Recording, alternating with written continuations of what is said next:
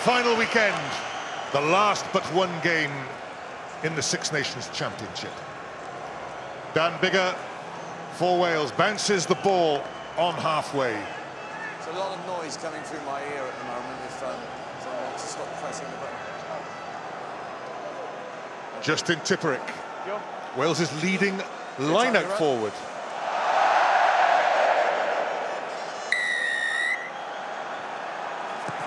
Biggar starts high into the Parisian sky. It's a grey sky. George North gets a hand on it. There goes Picamol to secure the ball. Serin at scrum half to his half-back partner, Camille Lopez. Good afternoon, Brian Moore. Good afternoon. Well, George North doing his job, but unfortunately, the players around him couldn't take advantage of him winning the initial tap back, but Wales still have a decent platform, and with Ken Owens being spot on the money for most of the time, he should be able to have an attacking platform here. Ken Owens overthrows. Alan Jones couldn't get it. Picamol comes away with it. France on the move. Gaël Ficou. 2 tries to his name in the championship so far. Johan Maestrin, huge second row. Kevin Gourdon not making any ground. Makai Tassi, the one winger.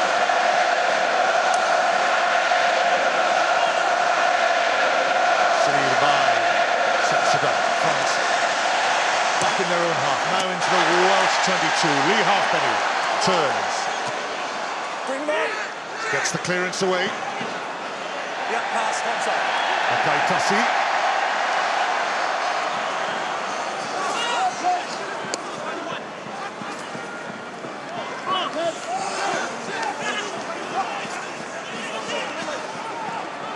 Offside number. Brice Dulin from fullback. Penalty advantage being played. Sébastien Valmainard, even bigger than Maestri. It's a huge French pack. Gourdon. Rémi Lamara on the loop, no advantage. Back to that penalty. Number 6, penalised. Sam Warburton. Well, unnecessary there because it was a good defensive set from Wales. France, despite getting multiple phases, were not really going anywhere.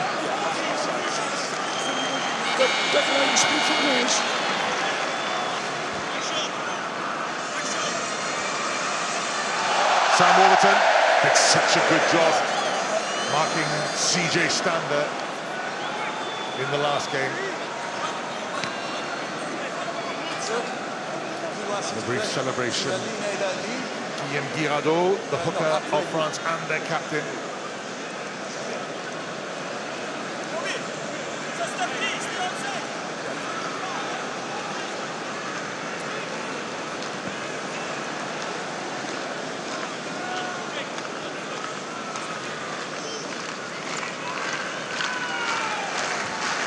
Camille Lopez for the first points of the game.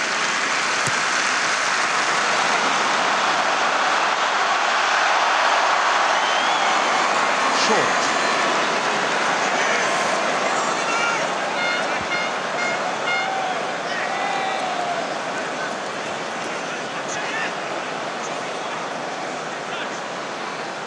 Bounce of the rugby ball, always tricky. Dan Biggar goes long. Serin. Lopez. Ficou, oh, good pass by Gaël Ficou to Picamol. Ross Moriarty not able to hang on to him.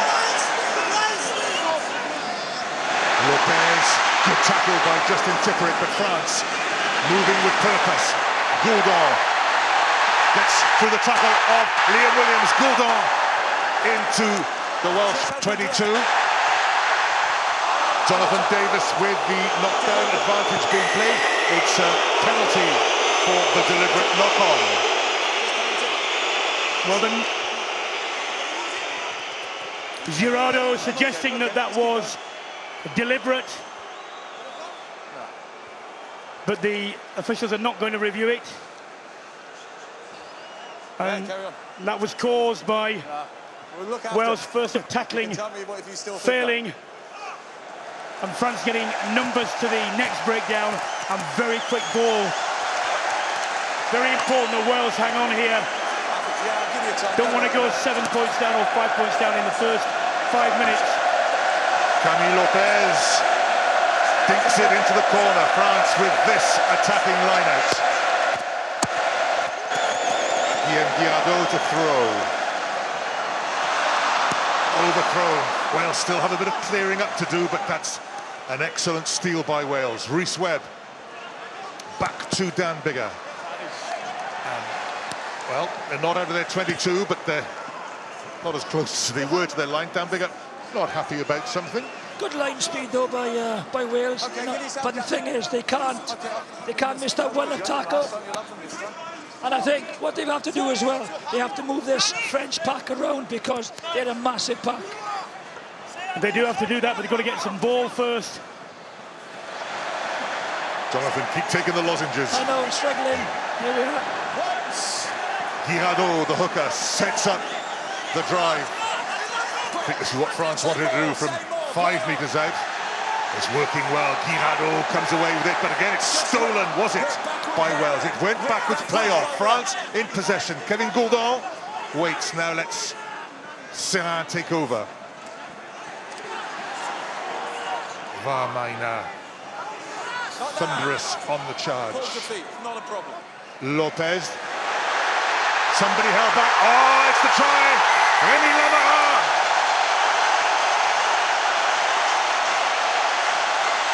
The sudden change of tactics, and France open the scoring. Well, Wales were always going to be vulnerable to that, and it's a pity because you watch Justin Tipuric here. He does his job and dislodges the ball, but the Welsh players around the fringes were not quick enough to drop on it and secure possession. And from that point, France were on the front foot.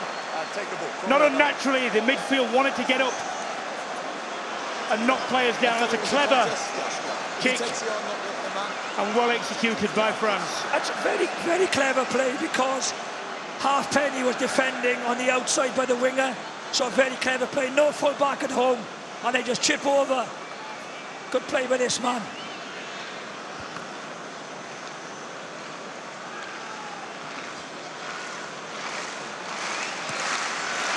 Two extra points safely added. France in very threatening mood, it would appear. This is the build-up. It's the missed tackle, 2 missed tackles. Liam Williams bounced off. This is the little dink by Lopez, safely taken by Lamara. 7 points to 0. France ahead. Deep from Biggar towards Gourdon. George North in hot pursuit. Serrin. Not the best exit from France. Wayne Barnes has given a scrummage, Brian. Well, that's twice that George North has got up there and caused trouble on the Wales kickoffs. It's good work from him, and Wales have an immediate chance to reply to the concession of the try. Wales have been decent in the scrum without being dominant, and France are a very heavy front five, so it will be important that the Wales front five get stability here.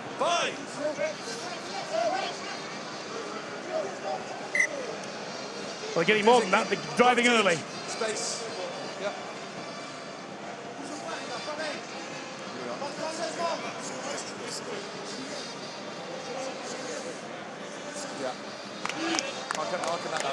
Louis Picamol surveys Shoulder. Wales' attacking options. Crouch. Bind. Rhys Webb to feed the scrummage. 20 metres out from the French line. On comes the drive. Ross Moriarty does well to pick the ball up.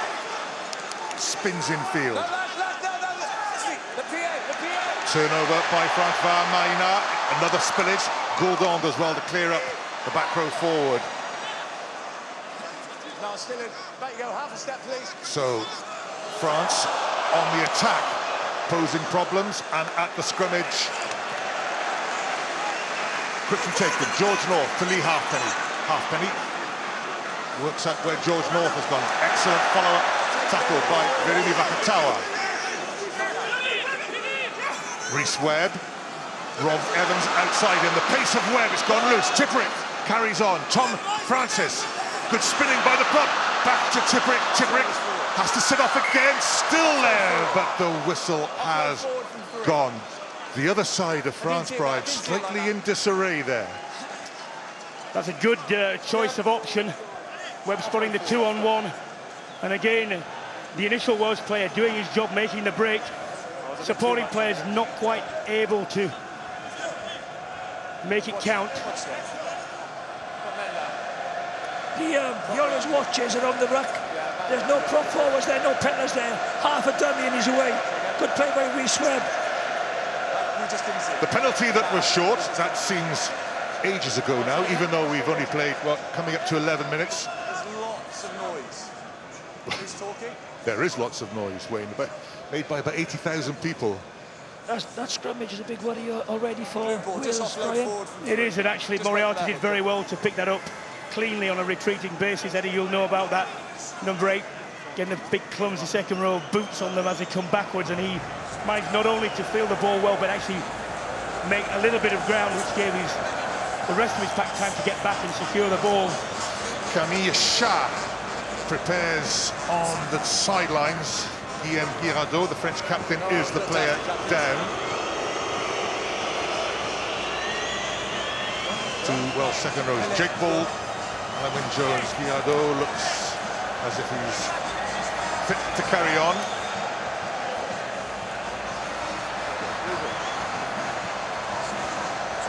Baptiste Serin to feed the scrimmage. A chance for Wales to make amends, put some pressure on this French scrum.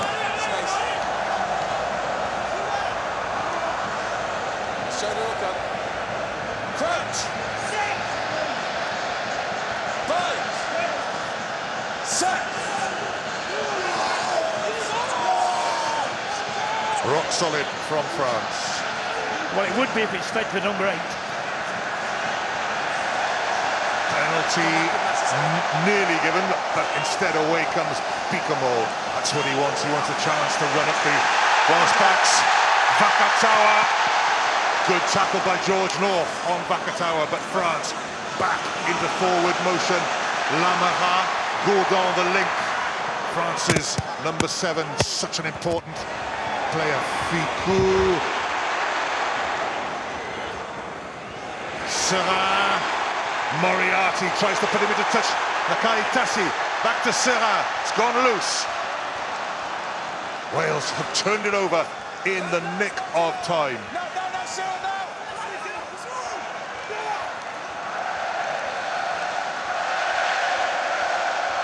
That's the boot of Rhys Webb. How pleased he'll be to see that coming back his way. Jake Ball, 7 meters from his own line.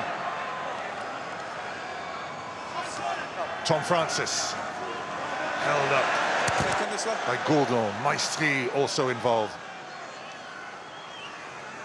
Back to Bigger.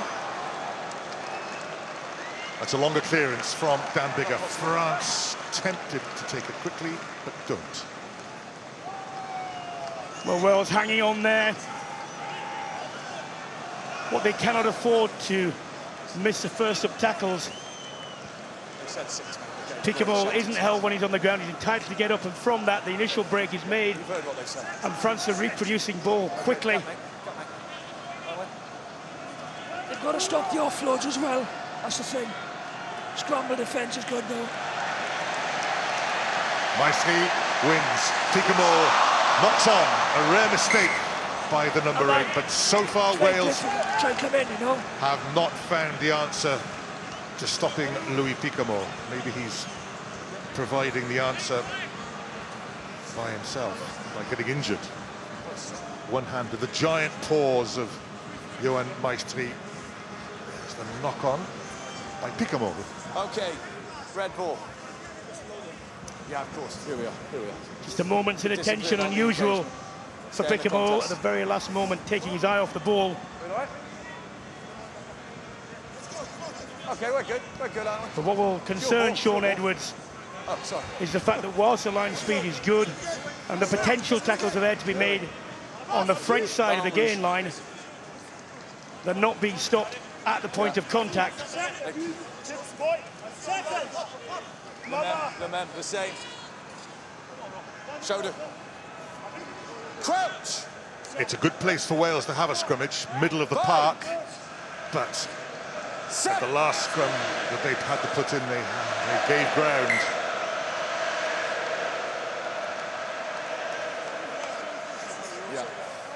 Yeah. It's hard because no pre-engage now. Okay, you can't do it with pre-engage. No pre-engage. Okay.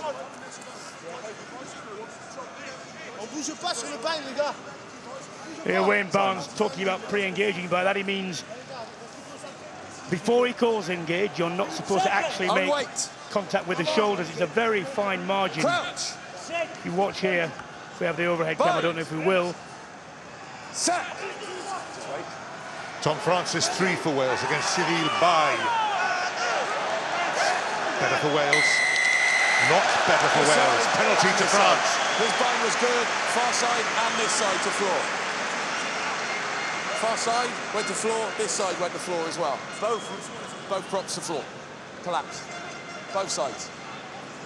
And you can see there. Well, after the first two, when you went backwards. That is the importance of the initial engagements and the initial scrum battle, because it's now in Wayne Barnes' mind They need just to be higher. that but for Wales taking the scrum down, they are likely to go backwards. And it was actually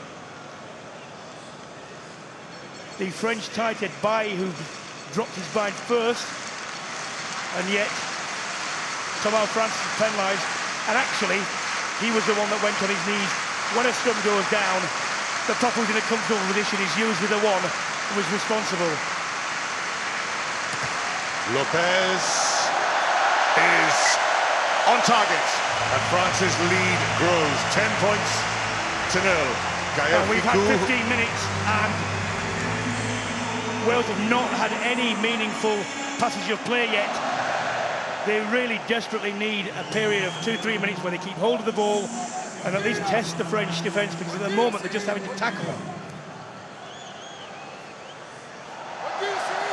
Dan Bigger to restart. Gaël Ficou, who was receiving attention, is back up. Oh, that's poor from France. It gets worse because Serin has been knocked flat by Vakatawa. France 6 metres from their own line. Catalogue of errors there. They've still got possession, but trouble for France's scrum half. Lopez replaces him for the moment. Vamaina takes it up. Serin is back on his feet. Use it, brace. Stulin with the clearance. Well, with a bit of luck, George North could find one of these restarts bouncing straight into his hands, making himself a thorough nuisance to the French on the restarts. Okay, Wales. I think that's just after the collision. Not gone off for a head injury assessment, so... Okay, you step. Ken Owens with the throw. Important to get this right. Alan Wynne-Jones down off the top to Rhys Webb. Scott Williams, Jonathan Davis. No tackle. James not held. Can get back on his feet. Rhys Webb on the 22. Bigger. Trying to bring George North into play. This is the half many. This is Ken Owens. Webb. Jake Paul. Justin Tipperick came up flat and hard. Gets over the advantage line. First man, Premier Joueur. Bigger. Scott Williams. Camille Lopez can't hold him, but the ball's gone loose. Jonathan Davis did well to pick it up. France claimed the turnover through Rich play on. Rémi Lamara. Webb long. Bigger! Was there a knock on there? Noah Nakaitasi.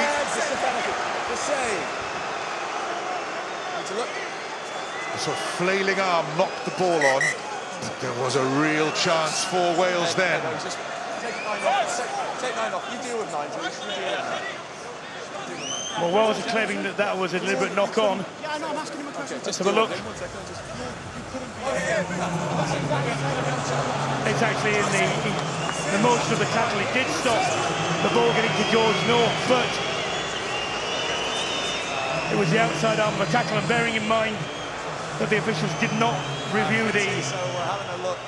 Well, we're going to look at this one. Whether he's in a position. Interesting, they didn't look at the one and then if he's not, for France, which is very similar. While we're viewing this, France have made a change. Here's Downbigger trying to put George North in for a try. The left arm of Nakaitasi. Does he know what he's doing? George North says he does.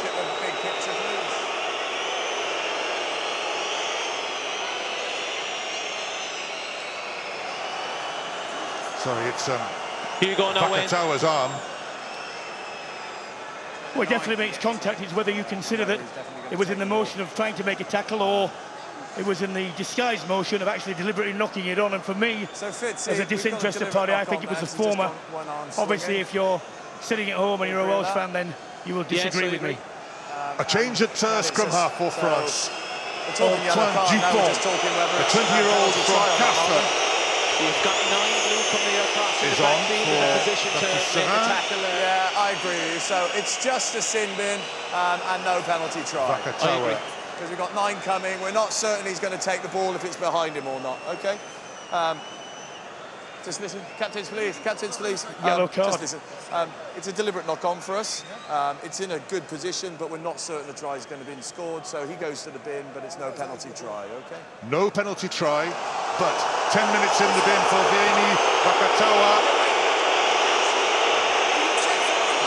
Not very popular within the stadium, I have to say. But a big point, a big moment for Wales now. And what do they do? We've had Cornergate with Wales up in Scotland. Alan Wynne-Jones has had time to ponder what he does here. Penalty here. We're not certain the try would have been scored. Downbigger is going to give the ball to Lee Halfpenny. I think that's probably right, you know, because this is right at the beginning of the 10 minutes. Get 3 points here, still have the vast majority of that time left to play against 14 men. Interesting that they're saying probably wasn't going to be a try, and they were talking about George North having overrun the ball. If we see that again from a different angle, we'll see whether or not he had overrun the ball, because if they decided it was a deliberate knock-on and there's only one man free outside, then apart from that, he would surely have caught it. Well, there's interesting ones. So here's Lee Halfpenny, and he'll have used up almost a minute of the 10 preparing for this kick.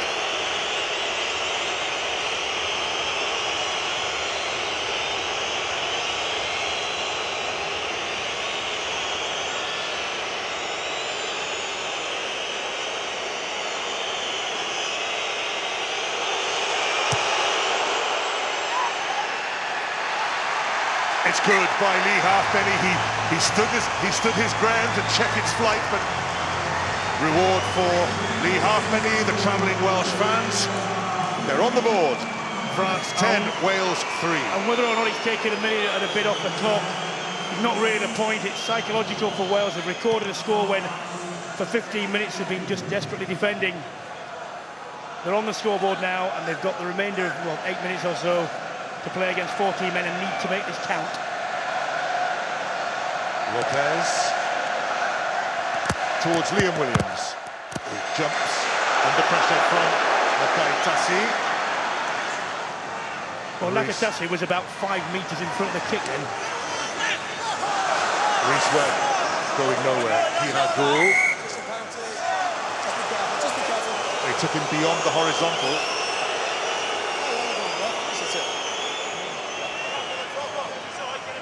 Ben O'Keefe of New Zealand, the touch judge, along with Matt Carley of England.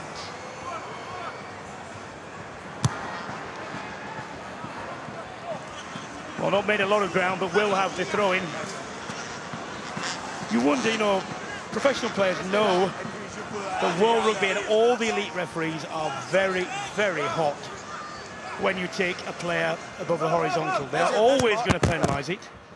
And just choose to do that is just dull.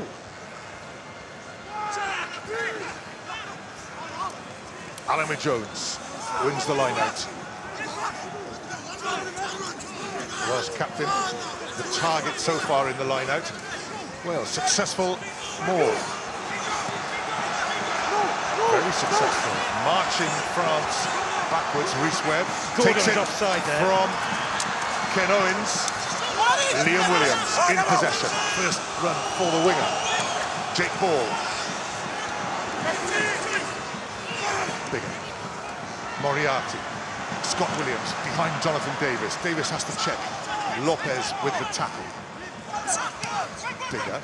To Lee Halfpenny. Halfpenny checks infield. Lamarat makes life difficult for him. Lamarat steals the ball.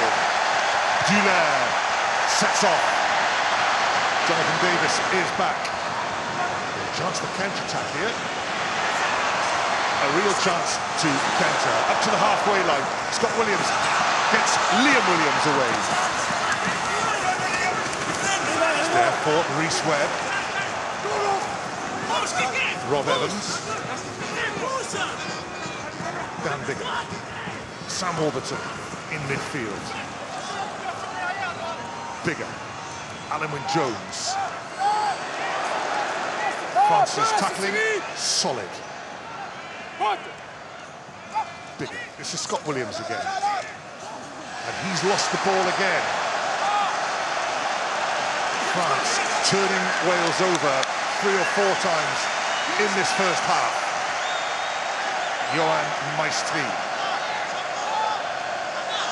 This is Antoine Dupont, the new scrum half. George North waits and sets off and beats Lamarat.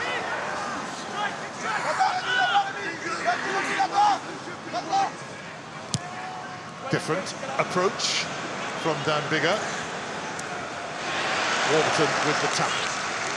France, though, back in possession. Mackay Tassi. It's a very good tackle on him by Liam Williams, but Mackay Tassi able to get away and twist and turn, and eventually he is forced out.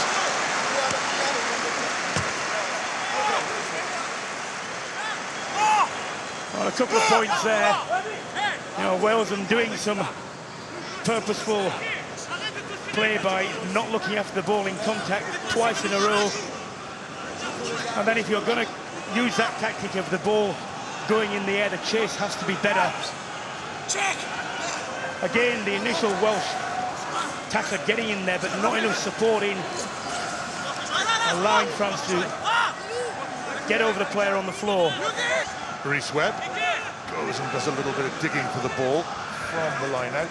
It looks as if Baptiste Serin is going to come back on. That's one was Dulaire dropped the ball. Wales with the foot in at the scrum. Wales claiming a little bit more. Just the knock-on, says Wayne Barnes.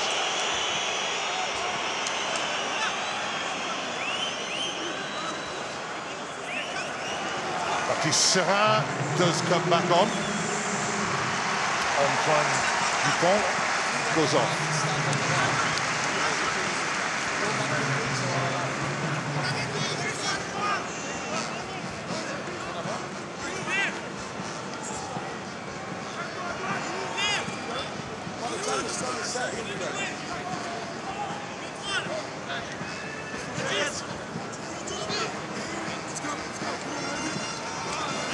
Well, all this time is being eaten away out of the 10 minutes advantage that Wales had, where they're a man up. So only 3 to go now. Wales really need to record at least one more score of some sort within the remaining 3 minutes. Webb gets the ball away from the scrimmage. Bigger, change of tactic, drills it towards George North, who takes it well. Lee Halfpenny tries to get the pass away. Jonathan Davis gets a hand on it, but that's danger because it's picked up by Dulin. Wales try and hold the full-back up. Dulin forces himself to the ground. Serrin.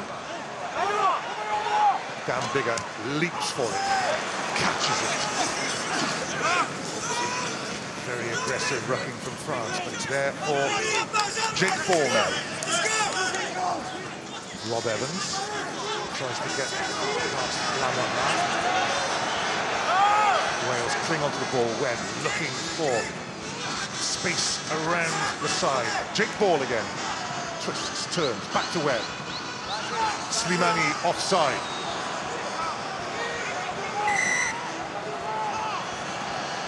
Loitering offside. Certainly in Lee Halfpenny's range. Dan Bigger looks to his captain. Looks as if they're going. We have lost Jonathan Davis, well, his voice at least. So let's go. Martin Williams is Sidhu. Martin, your impression so far of the Welsh performance? Well, they were totally blown away, weren't they, for the first 15 minutes. I just think they couldn't handle the physicality of the French. But they've got back into the game. When they keep ball Wales and go through the phases, they do seem to be gaps in the French defence. So, big kick for Lee Halfpenny here. I think if they can get it back to 10-6, they'll be quietly happy after being on the back foot for most of the first 20 minutes. Rob Howley in the suit. To his left, Sean Edwards in the suit there at the back. Guy Novès. France's coach.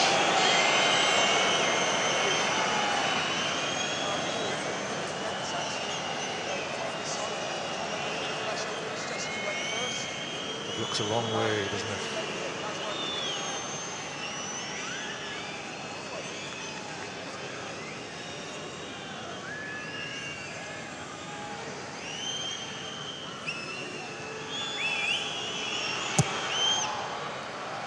Fabulous strike by Lee Halfpenny. Beautiful penalty. It was a long way, and Halfpenny has successfully put Wales up to 6 points reward as the yellow card period ticks into its last 12 seconds. Well, Wales have taken advantage of that. As I said, they did need another score. They've got it. They're now within an unconverted try. And bearing in mind, the first 15 minutes were very much on the back foot. They've now stabilised its situation. Liam Williams catches a good follow-up by Noah Nakaitasi. Warburton. Jones, Jonathan Davis. Ball safely infield. Jake Ball again, in a busy carrier in this opening half hour.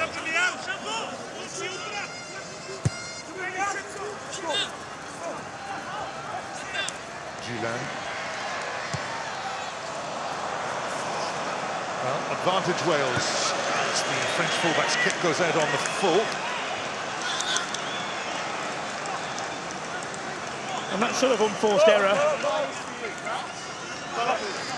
is a real gift for Wales because it gives them, after their period of advantage, it gives them a line out within French territory.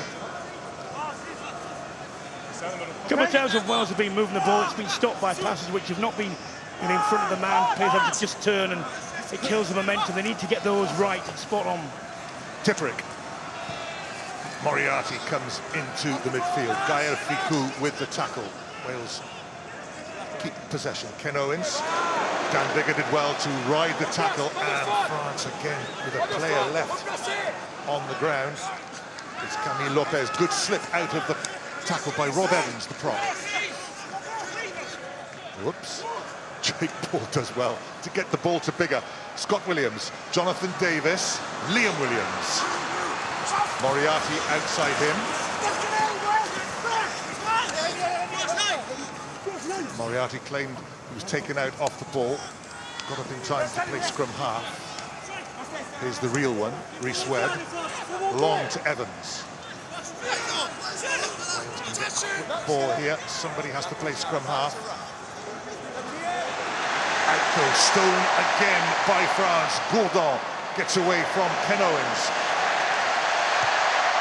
Lee Halfpenny has to chase back deep into his 22, and the real pressure from Serin and Duller and his Ficou to launch a counter-attack. Lopez points him forward. Here is Gaël Ficou. Serin, Lopez, Gourdon.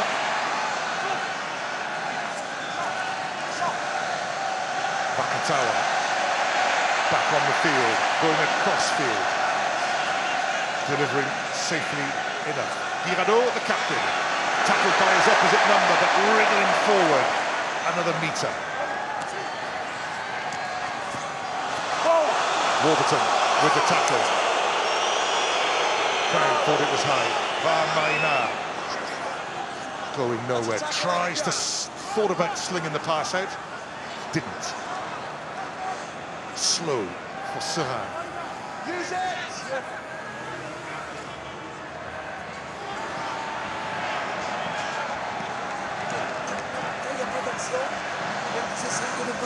Great tackle out of the pass. Serin, another slip pass. Ficou.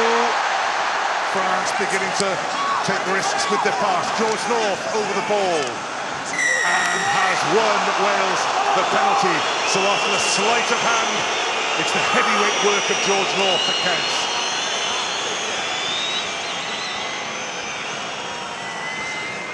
Well, great work by George North to the breakdown, because France managed to get 3 or 4 offloads there, which always stretches any defence.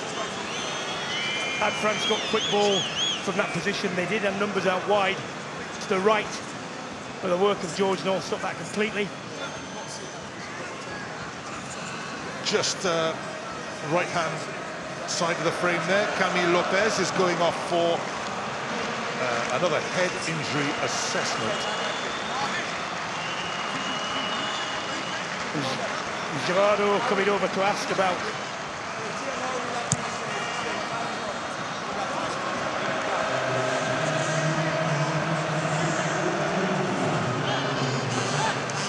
there are some lovely bit of skill.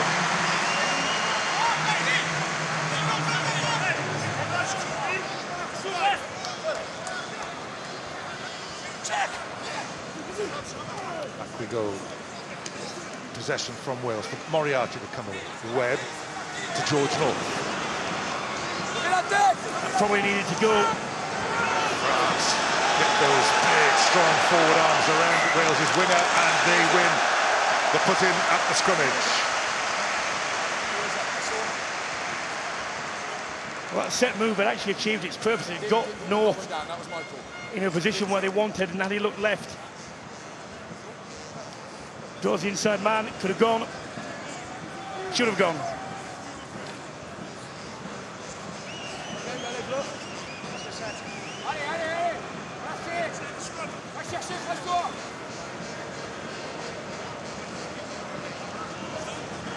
François Trinduc on the field. Good to see him back. Out to engage. Crouch. Set.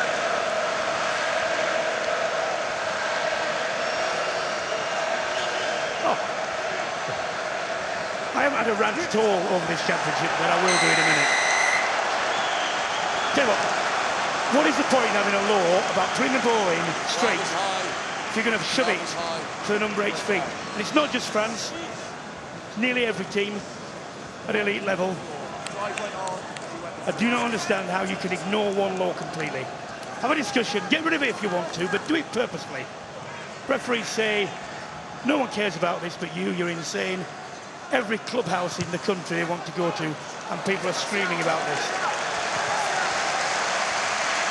Well, you know why they do it, Brian, just because they want to get away from reset scrimmage after reset scrimmage. Yeah, and they don't understand that if they enforced it, and the pushing before the ball came in, they'd have better scrums and fewer would collapse.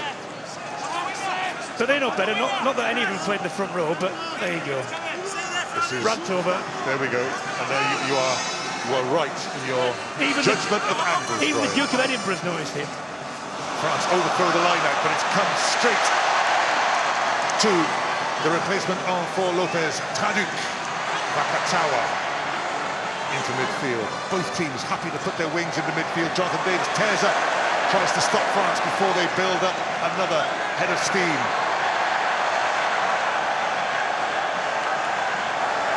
Serin, Taduk flips it on.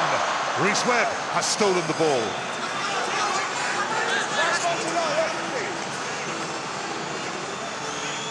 Justin Tipperick checks where the clearers are. Misses them, goes for Ken Owens. Dan Biggar behind Justin Tipperick is directing the troops. Rhys Webb back in the scrum half position. Dan Biggar keeps the ball in field. Here's Dulin. Nakai Tassi outside him. Good tackle by Moriarty.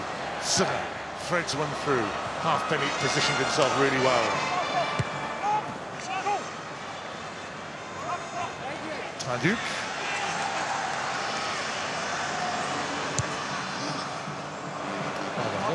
How's this going to bounce? This might go all the way.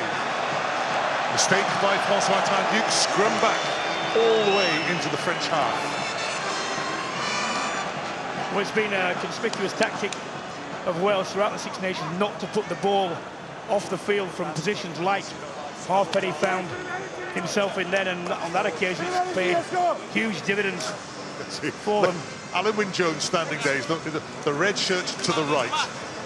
He's just trying to pinch a few extra metres there. The referee marks the scrimmage spot a little bit further back. Now then, Guillaume Guirado, he's been struggling in this first half, and we've seen Camille Sharp warming up, well, at least twice. And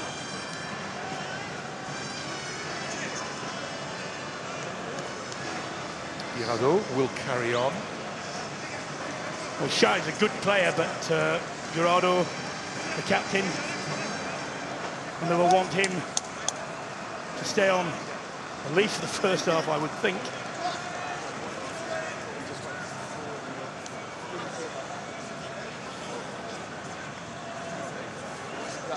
Rob Evans on the far side of the Welsh scrum against Ravas Slimani. Cyril Bay.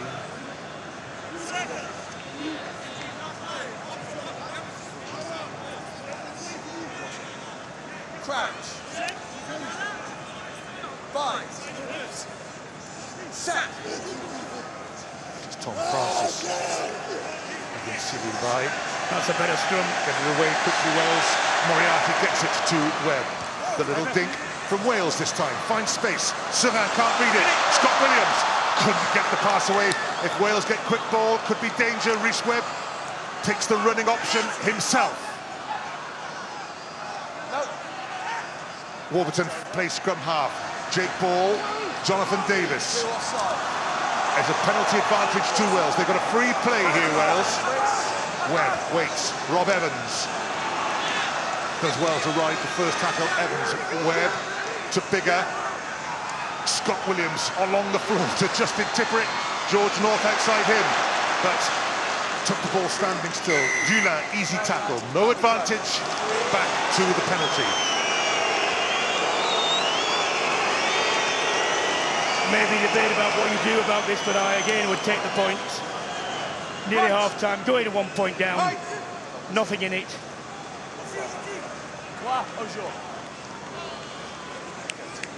Ravas Slimani, number 3, deemed offside.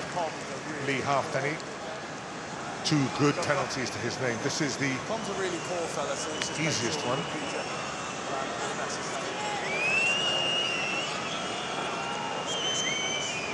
Serin, who tried to... Well, it was well read by Serin. It was just an awkward bounce for him. Look, they've got the shove on this side. But when the ball comes back later on, as indeed a number of Welsh moves are spoiled by, you know, the handling, which not being as precise as it could be. Ball to Tipperick, bounced along the floor. Just get the feeling that Wales are creating chances but not being exacted in a way that they're trying to exploit them. If they click and they get that right in the second half, could be a, you know, completely different story in terms of their fortunes. They were 10-0 down after quarter an hour. This to put them back within a point. 3 penalties to Lee Halfpenny. Wales up to 9. France 10.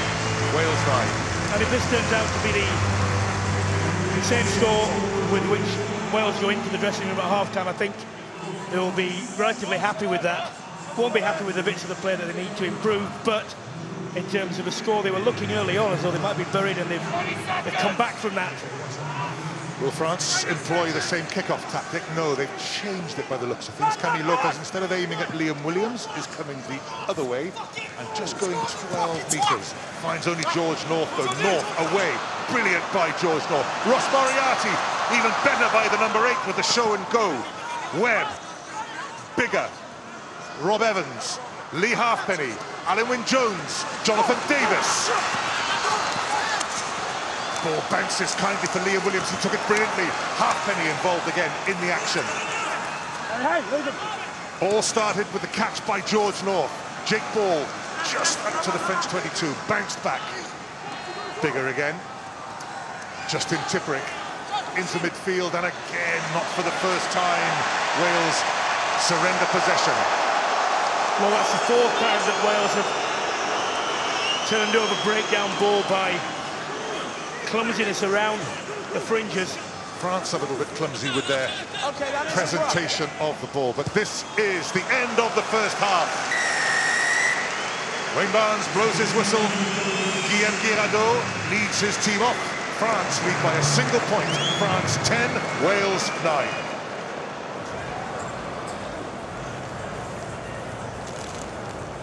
When you sense this is a game that hasn't really caught fire yet, it's just waiting for a spark, although the first 15 minutes or so were all France, that great little chip from Lopez and Lamoral finishing things off under the post. But if I get to indicate, these facts and figures tell you what the first half hour were like. In the first 15 minutes, Wales made 30 tackles and France just 3. In the next 15 minutes, France made 37 and Wales just 8. So I suppose it's only fair that we have a match that's balanced on a knife edge here with just a single point between the two sides. So Conrad Smith sitting alongside us here, and that's the first half. It's one of these funny things to say. That's the first half of Six Nations rugby you've ever seen live in your life. So given that, what did you think of it?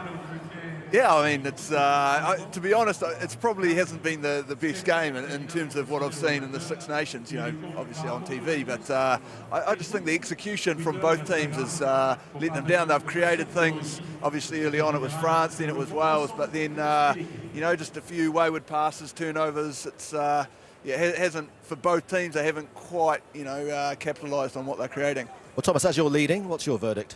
Well, I think when we have quick balls, we can make the difference. But sometimes we spend too much time, you know, in rucks, and then the speed of the game is not good enough. So we need to, you know, release the ball much quicker into the rucks, and then we can create some gaps in the Welsh defence. Because things didn't look too clever for Wales in the first 10 minutes, quarter of an hour or so. So in a sense, 10-9 at half-time. We'll take that. Yeah, I think that first half for me encapsulates both teams. Flashes of brilliance, but some really average, poor rugby as well. So 15 minutes, Wales were hanging on. France come out of the block superbly well, but it was, you know, they grew into the game, Wales, but still, like Conrad said, the execution was really poor on occasions. Are you a fan of Lopez at 10? Yeah, I think he's good. You know, he controls the game really well. He does really well with Clermont, you know, but international level is the next step. And I think we need to keep him in position. You know, game after game he will improve. But I think today, you know, he's helped by the forwards. The forwards are really dominant in scrums and all the part of the game. The physicality is there. But as I said, you know, Scrum-Half needs to give him the ball much quicker, and like this he can bring the, you know, the line speed much quicker. But it was the combination of the French physicality and then a lovely little chip by Lopez that led to the try. Yeah, it was great from Lopez. But if you look at Wales, they've got everybody in the front line here, every man. Lee Halfpenny's out the shot, he's on the right wing. And it's confusion between Rhys Webb and Liam Williams, who's supposed to be covering. And if you watch after when the try is actually scored, it's great execution. It was a great touch from Lopez. Thought they were going to get in each other's way, but Lamoral takes it. But if you look at Liam Williams and question Rhys Webb, you know, should have you been covered, because neither did anything. They were both stood out on the blind side. It was great execution from Lopez. Yeah, we knew that the line speed was a big concern because the Welsh team was really good. So I think to use that the kicking part of the game, was really good and really well done by Lopez. It's tough to defend, like I agree. Like, there's someone, either you're 9 or 11, you want to be covering that, but that's a pinpoint kick, and it's it's well executed. So here's the big question of the first half. When is a yellow card not a yellow card? Martin, you're first in here.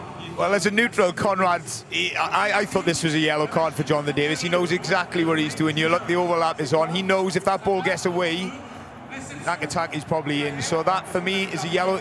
Wayne Barnes didn't even review it, which was very strange. The touch judge is straight there. Believe me, Jonathan Davis knows what's happening with that left hand there. So, for me, I think they were both yellows. And if this is a yellow card, yeah, well, the thing is, it should be a penalty try in my book as well, but...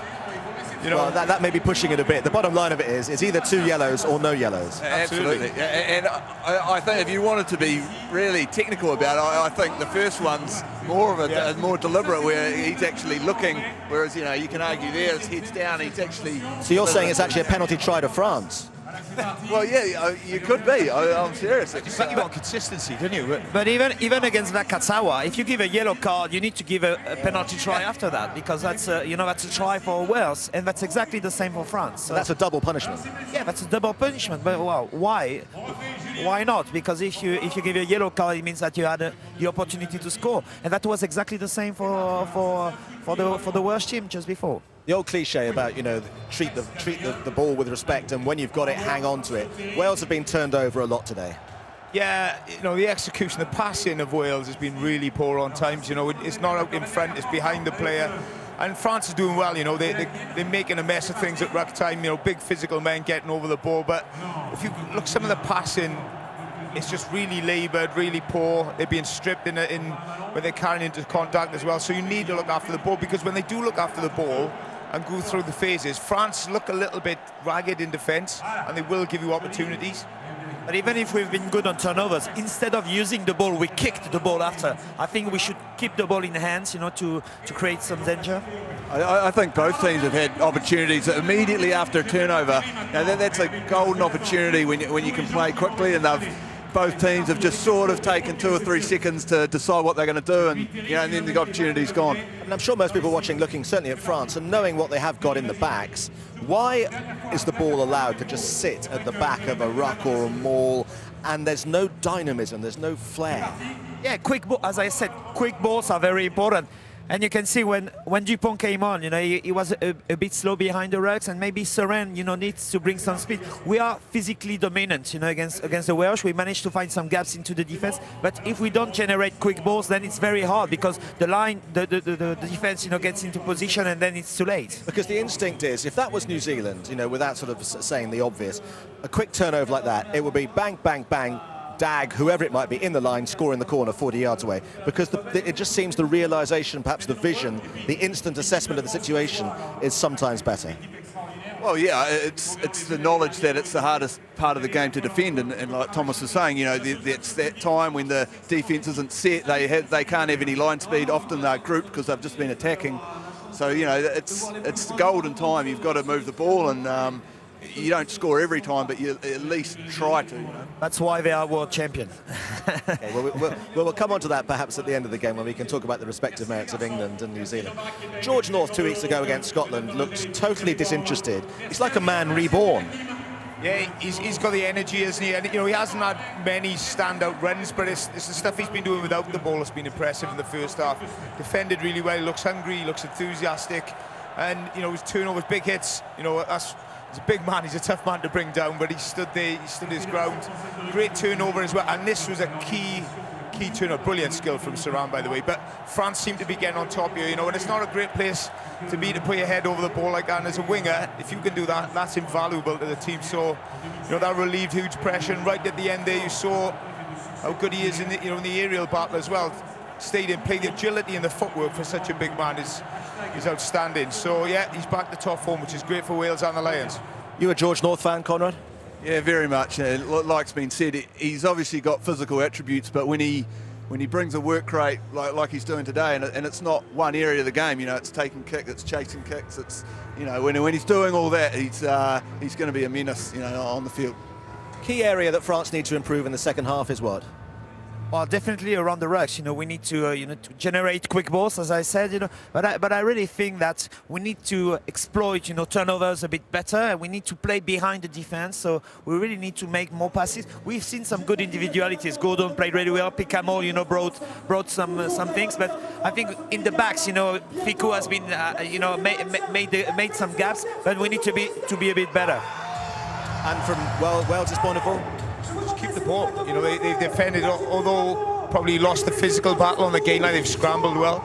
Just keep the ball and be more clinical, because they will create chances.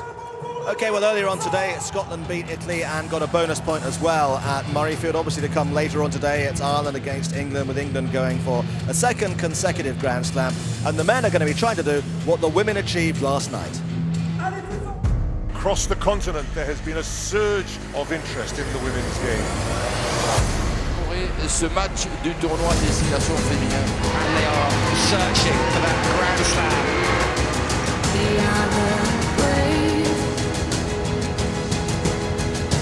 Welcome to our new world.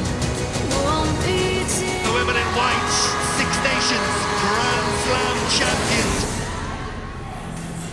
So you can see the Women's Six Nations Championship, 11:35 tomorrow night, 12:35 in the morning in Scotland. Goes without saying, the podcast over from Monday onwards will reflect on the Six Nations Championship as a whole. Match of the day tonight from 10:20 on BBC One, and Rugby Special Six Nations highlights 6 o'clock tomorrow evening on BBC Two.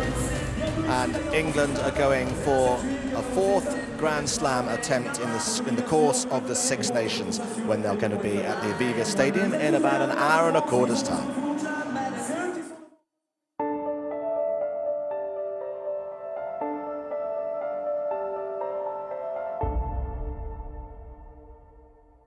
This aristocrat of rugby union grounds is awash with Grand Slam fever, with Ireland seeking to deprive England of a Grand Slam. And Wood has scored. And they're dancing all round Lansdowne Road. Protocol has been ripped up here. England not taking their place. What a flourish, what a performance. Martin Johnson's England has stormed to the Grand Slam. Ball goes at his elbow, scores for Ireland. Ozzeh. It's going to be the dashing of England's Grand Slam hopes. Once you've been successful, you either then become a great team or you become a failure. We can achieve greatness now by winning back-to-back Grand Slams. Well, there's a smiling Eddie Jones. If England played New Zealand next week, who wins? Oh. A one-off game at Twickenham, that it would be close. It would be close to call. I think New Zealand, obviously I'm biased here. I think they're still offering a little bit more in terms of what they can do with the ball, the speed that they play. England, on the other hand, they're finding ways to win. They're different. The way they're winning, they're not always blowing teams off the park, but like against Wales and against France, they're still, and that's an amazing attribute to a team. And so if they were to play the All Blacks today, who knows? But it would be a great contest. I hope it happens. You only half answered that question. Do England win in Dublin? Oh, good question. I think, we saw the clips there from the Irish. They know how to spoil a party, don't they? So I look at England, they're so strong. Like Conrad says, they haven't been exhilarating in the Six Nations, but they got over the line. And that bench, the finishers, I think that'll be the difference again today. Thomas? Yeah, confidence is there for England. You can see even with small margin when they play against Wales, that game, everybody thought that Wales was going to win the game, and finally in the last 2 minutes they got the belief to win that kind of games. So even if when they play against the best, Australia, South Africa, they got the confidence. At this time, I will think in England would win. Well, here's the table, or how it looks at the moment, and Scotland find themselves in second place currently, but obviously who is going to come second will be determined. Well, we're putting France in there at the moment because that's actually as things stand at half-time. But if Wales were to somehow find 4 tries during the course of the second half and win the match, then they would obviously leapfrog France and indeed Scotland. Okay, well, this is what's happened so far here this afternoon at the Stade de France.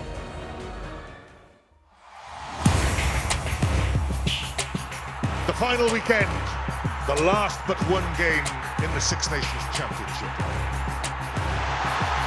Oh, it's the try! Rémi Lamara! And France open the scoring. And France's lead grows.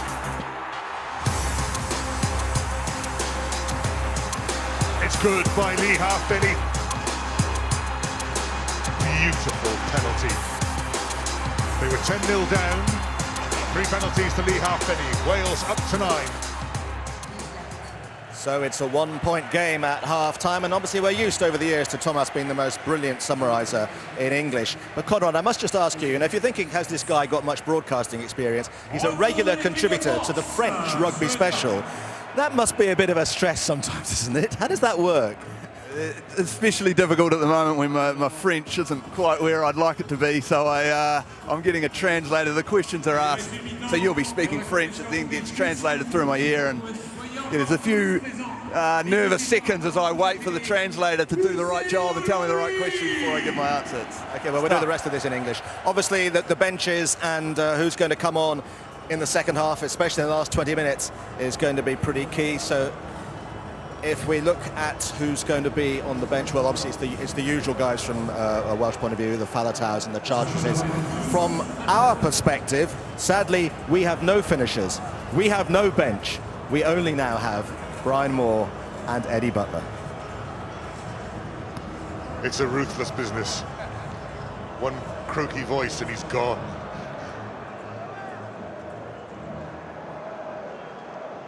Camille Lopez is back on the field. François Tanduc back on the bench. No changes on the Welsh side. Baptiste Serin is also back at scrum half for France. Liam Williams comes forward and claims the restart.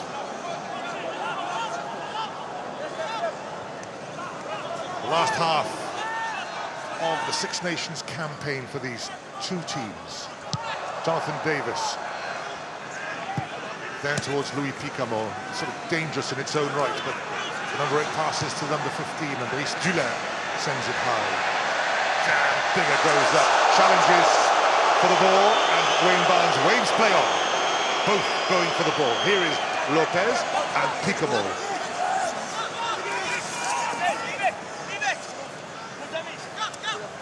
Ravas Slimani gets through the tackle of Ken Owens, and Ken Owens has been excellent in defence this season. Gaël Ficou, Halfpenny goes scuffing across and does very well, the fullback, to foil that attack by France. Reece Webb arrives. Ken Owens presents the ball for Webb again.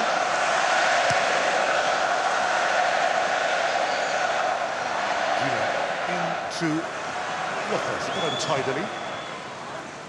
Lopez can't get past Justin Tipuric, who scrags him and then does an excellent job of just delaying the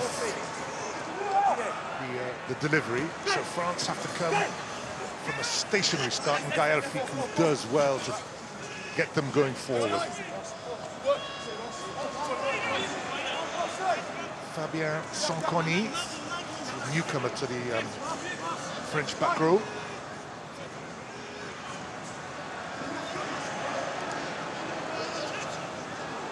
You're pushing it into the man. You're pushing it into it. You're pushing it into the man. Play on, Zhu. Wayne Barnes playing on that. Very well read by Reece Webb as Noan Akaitasi came infield. Again, a bouncing ball. Danger signs. Wales pick up the scraps to George North.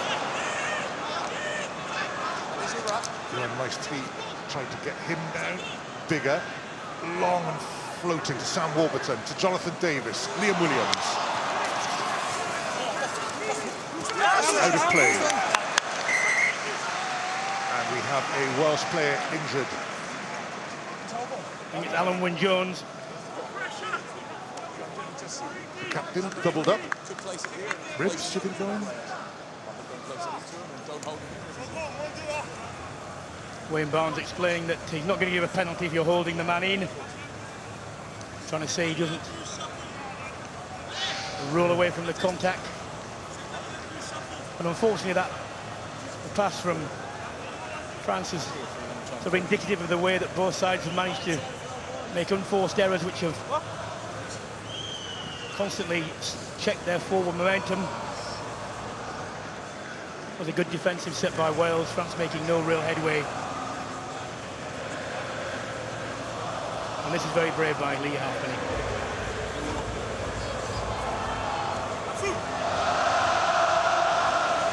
Here we have the Welsh captain still down.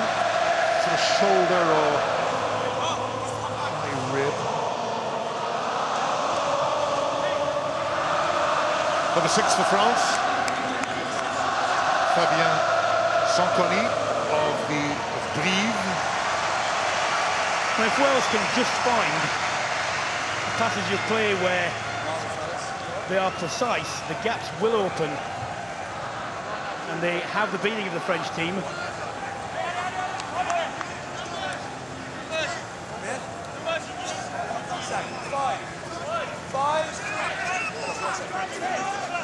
We shall restart with the lineouts. With Guillaume Guiraud to throw.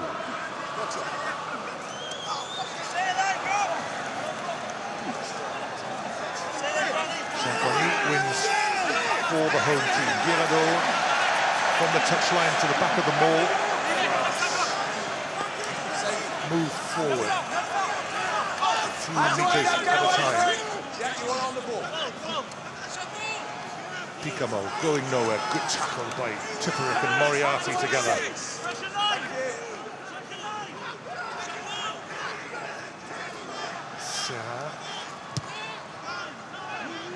Bigger will have a chance to go either way or high into the sky. Lee Halfpenny in pursuit. Dulin wins the aerial catch. Lopez, one behind Liam Williams. Here is Williams, down Bigger, a long way in field.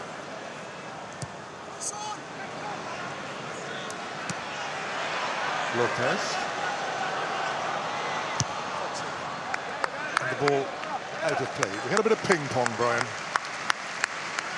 We did, wasn't it entertaining?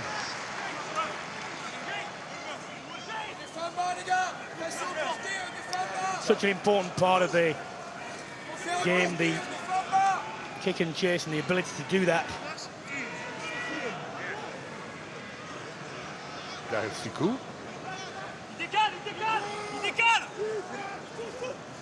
And then when Jones gets it down, sort of comes to Bigger, not quite how he'd like it, or Rhys Webb, certainly not now. Ross Moriarty in trouble. Scott Williams does well. But it's a penalty. Wales crossing.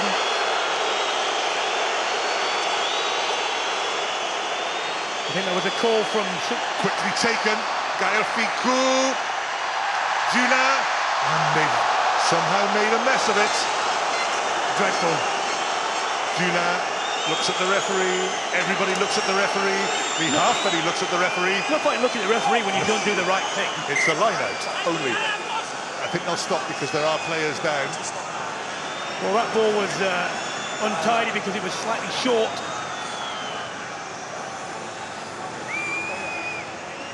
Guiraud with the fingers. And from that moment on, Wales were in real trouble. Ficou to Dulin. Oh, and, there is a case, Brian, for a deliberate knock-on, would you not say? Well, it looked rather similar to the one which France didn't get away with. And I want to be consistent. Looked to me as though it was an attempt to tackle. Guinoves, slightly more impassive than the people in the stands. Guillaume Guiraud again is down injured, and it's Rhys Webb as well receiving attention on the Welsh side. Here's Scott Williams coming away with the ball. It's Rhys Webb who's... That is a penalty.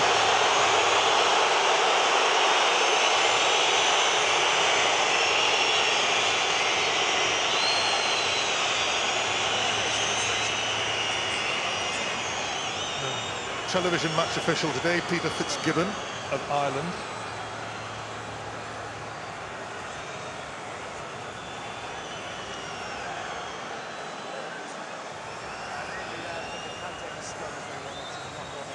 Guirado back on his feet. The French forwards make their way towards the far touchline.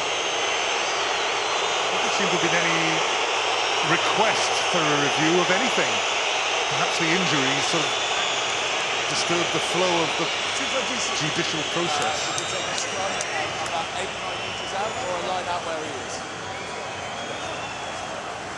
In the tackle, knock on. It's going to be a scrum down, so just a knock on. That's a fair comment. There's been inconsistency at what the officials together cumulatively have looked at and haven't looked at. Apologies if you heard any bad language there. Don't know why I'm apologising. It wasn't me, but there you are. Just get shoulder, please. One. Check it out. Thank you. Watch it. Crouch. 5. Baptiste Serran to feed a scrimmage just 7 metres away from the Welsh line. Huge drive comes on and Wales look vulnerable here. France will presumably reset, have another go. Cyril Bay, number 1. Guirado, number 2. Ravas Slimani, number 3. Thomas Francis, 3 for Wales. France are going again. Well, once France got the momentum there, irrespective of where the ball was fed, the fact is that they are going to get the penalty.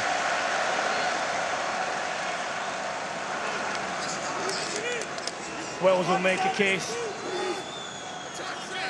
for the French loose head walking round. Stay in the contest, stay high. But actually, Thomas was the first down. Shoulder walk up, shoulder walk up. Crouch. 5. Set. Sort of still 7 metres, perhaps 6 and a bit out. France have conceded the penalty this time. That will be very badly received by the French crowd and not best welcomed by these players. Well, Wayne Barnes says clearly tucked under, but I tell you, for the tight end, when you're going for a drive, you do not do that. No advantage to you to take a scrum down when you try to go forward. And actually, if you look on the right-hand side, the right shoulder of Thomas Francis got splintered completely.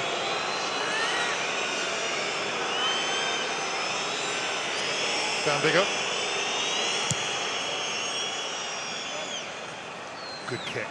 Good relief of the pressure. Wales, of course, with the throw-in as well.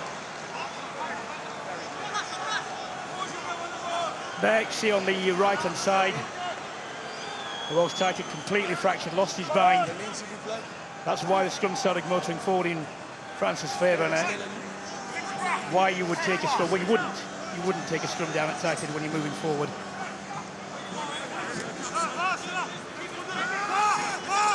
Ken Owens to throw just off the halfway line. Sam Warburton loses out. Baptiste Serran to Vakatawa. Fijian French winger. Lamara. There's the strength of Rémi Lamara too. Ross Moriarty is down for Wales. Johan Maestri drives it up. Welsh shirt scattered in the tackle area. Thomas Francis this time. Guirado. Off your feet now. They also managed to slow down the delivery. Maina. But it's slow.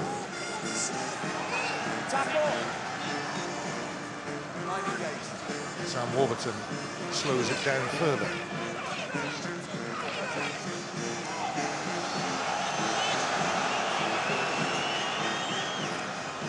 Lopez. Liam Williams, back in his 22. Sliced, but Wales presumably would have kept it in field. Dulac. Well tackled by Williams. He gets him up a little bit closer to the touchline. Wales force France's fullback out of play. Well, that's tremendous following up work. We're off again. Jonathan Davis.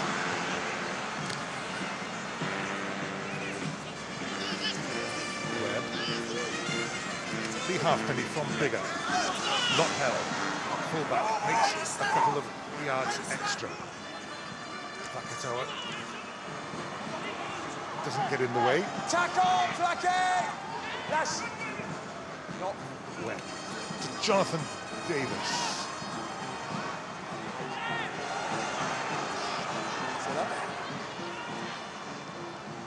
Bigger.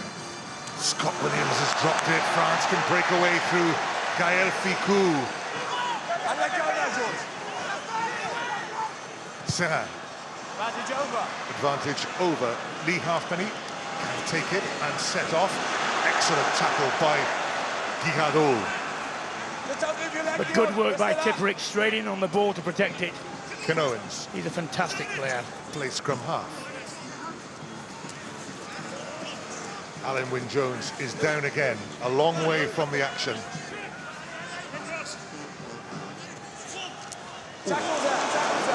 Ross Moriarty. Wayne Barnes very quickly said that there were arms used. Webb. Again, danger of a charge down there. George North putting pressure on Vakatawa. There is a knock-on. Wales will have the put-in. Louis Picamol looks disappointed. Vakatawa looks disappointed. Now then, we have a stoppage. It's Jake Ball, not Alan Wynne-Jones. Liam Williams is down too. Martin, your views? I think the word is scrappy. Yeah, it's physical, but you know, no side can keep the ball and go through the phase. A huge decision by France earlier on. You know, simple 3 points in front of the post. They've taken the quick one. And Mr. Barnes, I don't think he's the favourite person in this stadium at this moment when it comes to the French. So, yes, hasn't caught light yet in the second half. And the next score, I know it's a cliche, but is crucial for whoever gets it, either team. Luke Charteris comes on into the Welsh second row. Jake Ball joins him. Alan Wynne-Jones is coming off and he is carrying that left arm. So it appears Sam Warburton will take over the captaincy. Liam Williams back on his feet. Yeah, it will be. Just make sure it's right.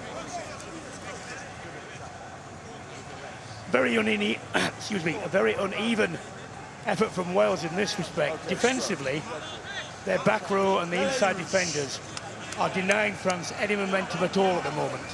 They're making the ball very slow. They're doing a very good job. On the other hand, again, when they're going forward, unforced errors are undoing, everything that they are working for in defence. And if they can just get that accuracy, well, then they will cause France a lot of problems. But when you're making those sort of errors, it constantly undoes any good work you're doing. The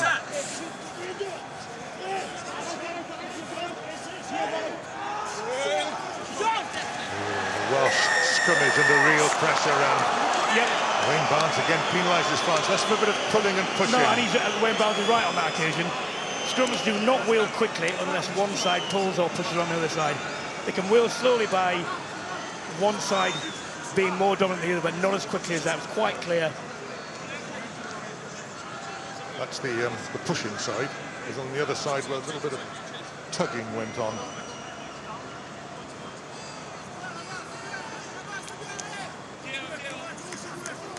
Lee Halfpenny just taking over responsibility. It's Toby Falatau and Jamie Roberts and Yohan Uge prepare to come on.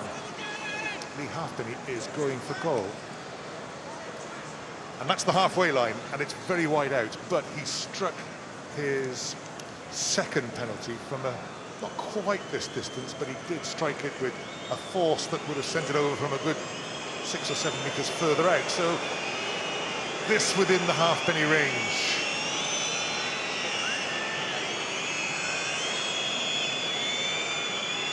And this to take the lead.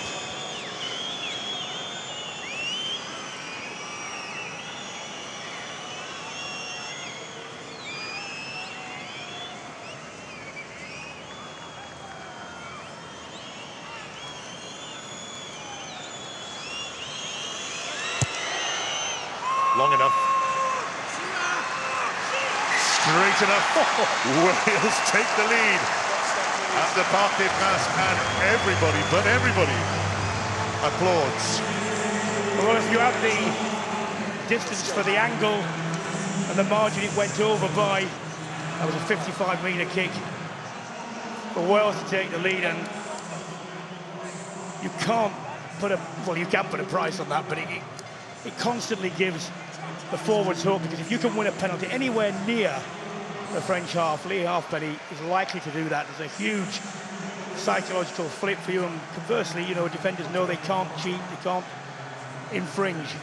Yoann Ozzeh for Vakatawa, Jamie Roberts for Scott Williams, Noah Nakai-Tassi does brilliantly off the kick-off, and France, having lost the lead, surge forward. It's the front rowers who put France into position in front of the Welsh post. Rémi Lamara, take ball, arrives to complete the tackle. Penalty to Wales.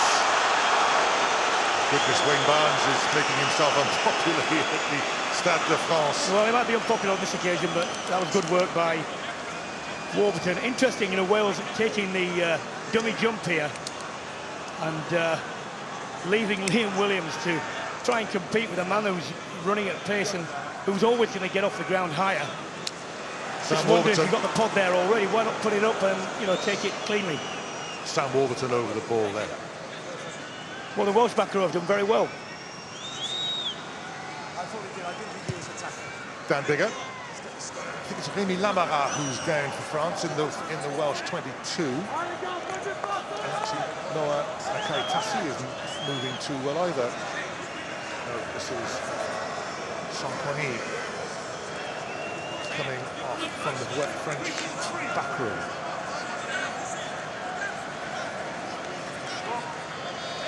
Fabien Sankoni is coming off.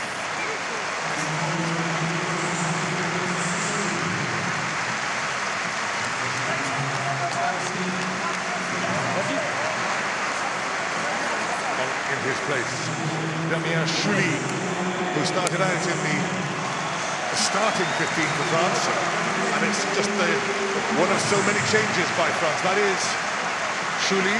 Also on into the front row comes Eddie Benarouz, and the huge figure of Uni Antonio. So France have changed their front row. Damien Chouli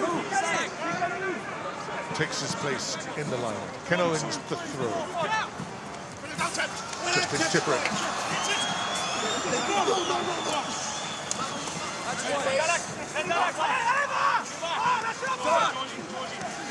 Ken Owens is grapple for the ball. Chouli has got his arms on it. Wales have to be careful. They aren't. They can't be. Good work by France. It was, because Justin Tipperick did his job. Took the ball cleanly, and the Welsh supporting players not in quick enough to prevent the French arms coming through. Couldn't get the ball to the back.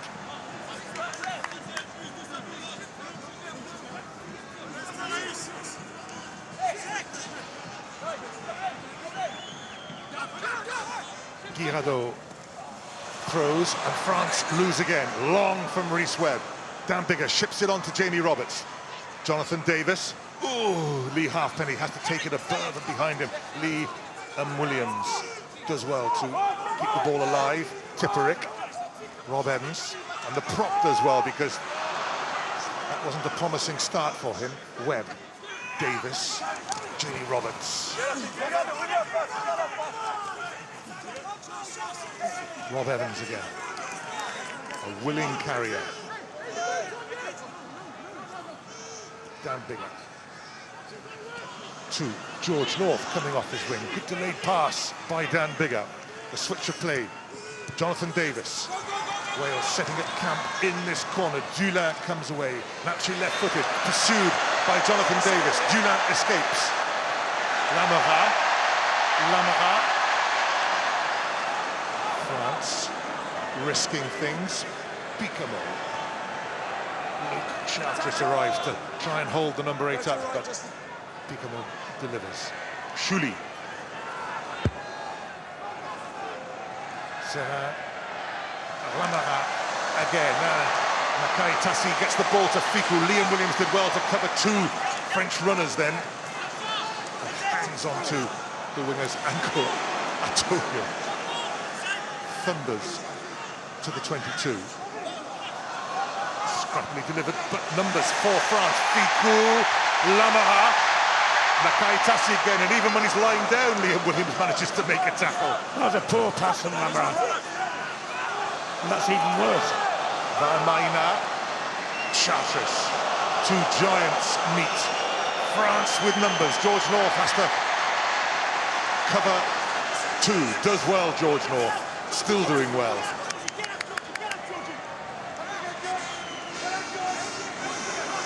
Chouli. Lopez. Jamie Roberts comes flying in to attack Antonio. It's slowed down for France. Lopez. Fiku. Jake Paul's head guard goes flying into the French three-quarters. Serra, not very far. Will claim it. Halfpenny came forward, but it was Lopez who won it. Now then, Gouldon. Fatau brings him down. Maestri goes across the field. Gets the ball. It's Vermaina. Lopez, Lamara at speed. And it's ripped out of his grasp, but only towards the other French players. They're slightly on the back foot now, and Gouldon tries to restore forward motion. Ball goes out eventually. Well, that was a beautiful kick from a position where France is starting to be put under pressure. Well, succeeding in reducing France's options all round by slowing the ball down to the point where it's sclerotic, actually. And the halfbacks are seeing no further options than to kick the ball down the field. This is Noah Nakaitasi, tackled by Liam Williams, and that's the other winger, George North, involved in the defensive duty. Guirado trying to be hauled into touch. This is when the ball does go out of play, and we pause because Jake Ball is receiving attention. Ken Owens can take his time upfield. Jake Ball, I imagine, Brian, he will be going off for yet another head injury assessment. That's the captain already off the field.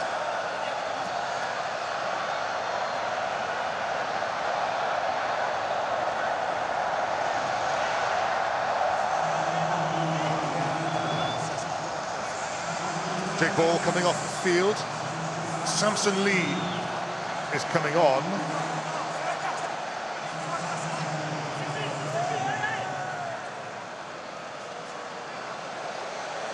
Tom Francis comes off for Samson Lee. Who's going to replace Jake Ball?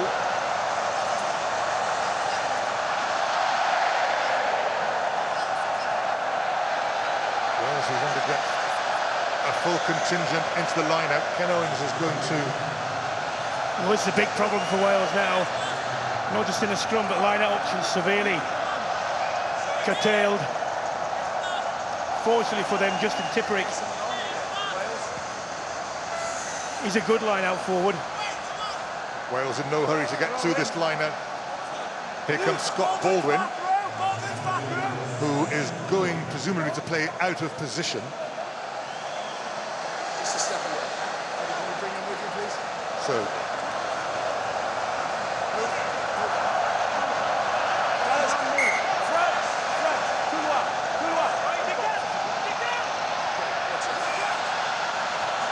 Justin Tipperick does win under pressure. That's just a tackle. Just a tackle. I just wonder if Ross Moriarty is That's my job. is on the field as well. Reece Webb high towards Noah Nakaitasi.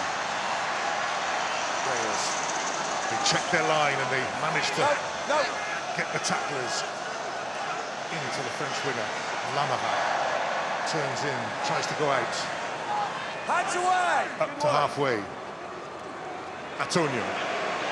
Falatau goes low on the big man. Shuli. And Shuli is bundled out of touch.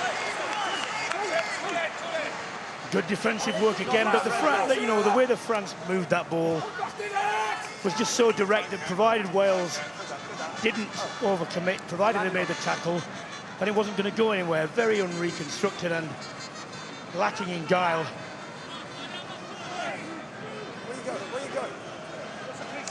Okay.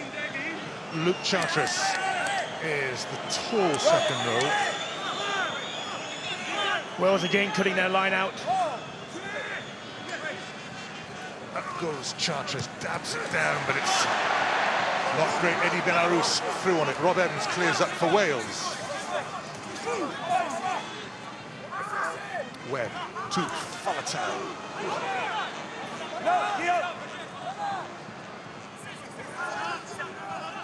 Reece Webb checks what to do, has to hurry up. Again towards Nakai Tassi. Louis Picamo by his side. Scott Baldwin just about gets the winger down. Antonio. Chartres with the tackle. Superb steal by Falatau. Liam Williams on the break. Dulin should get there first. Williams with the follow-up tackle. Manages to get a hand on Dulin, who then wriggles free. Gets away from Reece Webb. Ken Owens makes a very important tackle. Nakai Tassi to Lopez. Dan Bigger and Lee Halfpenny turn and chase back. Halfpenny into the 22. Dulin stays within the bounds of his 22 and then doesn't make much ground really, considering he had so much time. To highlight the value of Justin Tipuric, the ball he gave there was the best piece of handling from a Welsh player this afternoon. He's a forward.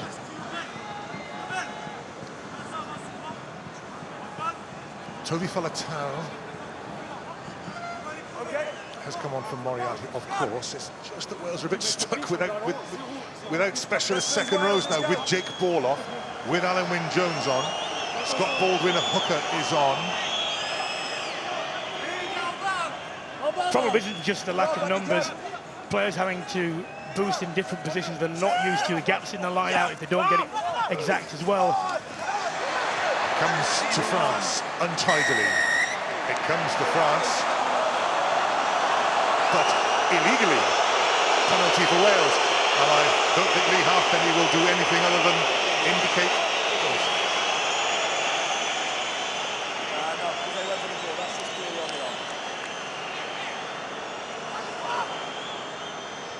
Varmaina taking Justin Tipuric, there it is. Quite clear. By the hand. Doesn't have to be much, that's all he needed was to take the inside arm. And the French crowd don't like it, but they should be directing the boos at the offender.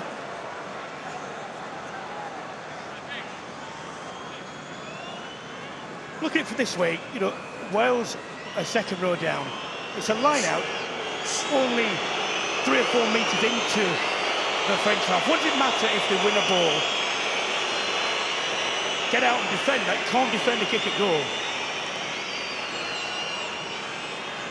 They have huge signs at the Principality in Stadium that says, respect the kicker. They don't have them in France.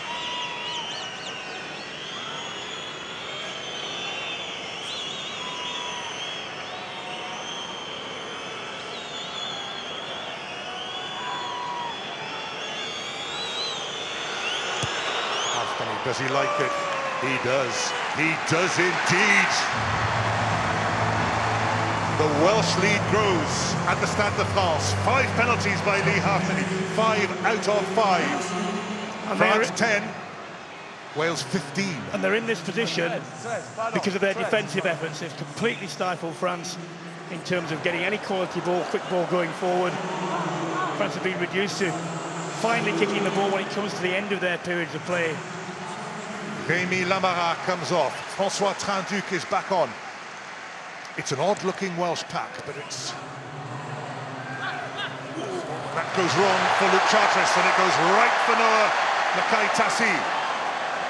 Guillaume Guirado charges at Warburton and Tipperick, who hold up the French captain.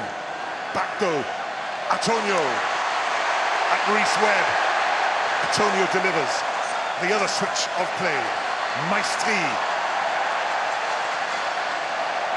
Gouldon.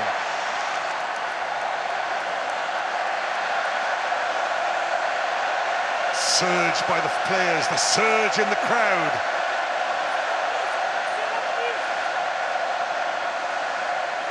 Damien Chouli waits. Picamol right with him. Van Maynard, penalty advantage to France. He's fine, offside advantage. Let the ball. Here we are. Ozzeh, offside.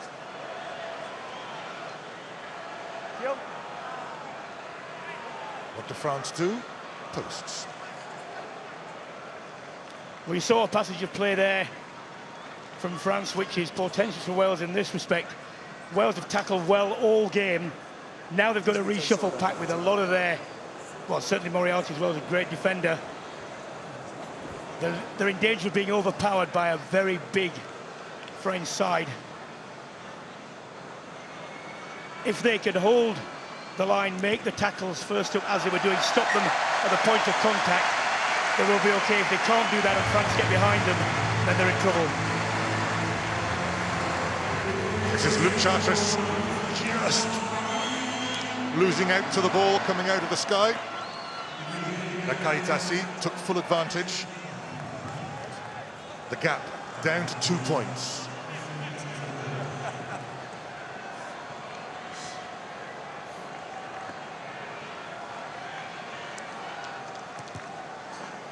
Down big. George North chasing. Serra quickly to Lopez. It's not the best of the day. But that does show the value, you know, of a diligent chase. Although North was not going to get the ball, he kept pressure on to the extent they had to step back inside and eventually slice the ball. Persistence paid off.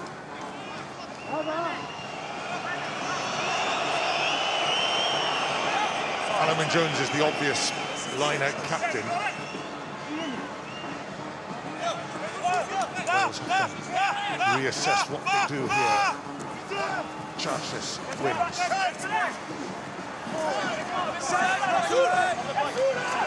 Samson Lee tries to slip it back to Sam Warburton. Reece Webb. Go digging again. Rob Evans.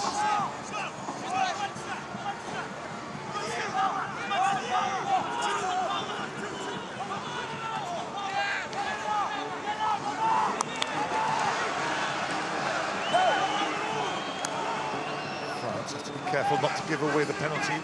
Justin Tipperick picks up. Goes straight to ground again. Rob Evans. He goes to ground. Falatau. Likewise.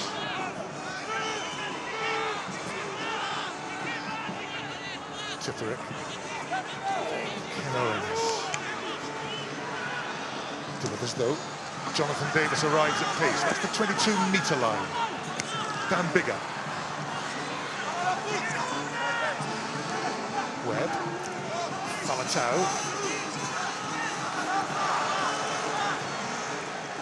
Bigger again. Lee Halfpenny.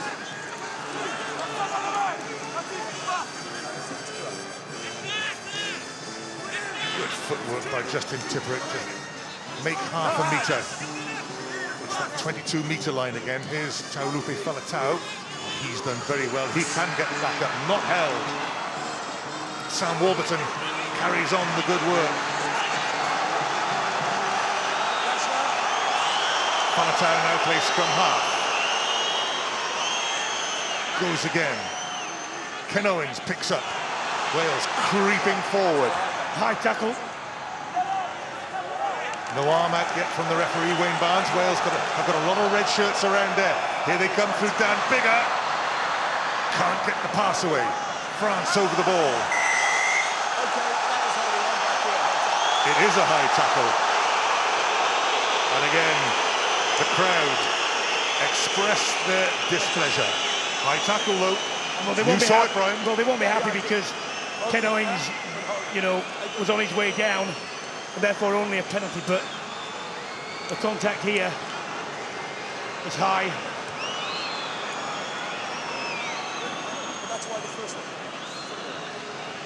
Yep. Just nowadays, you can't do it. No.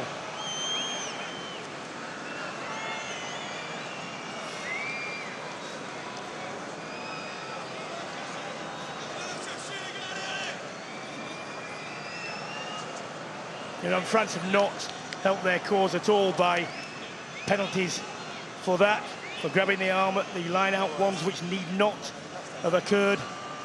Wales have made, or Lee Halfpenny has made them pay, and presumably will now, for every indiscretion. So Scott Baldwin, who is bleeding into the towel. Rob Howley.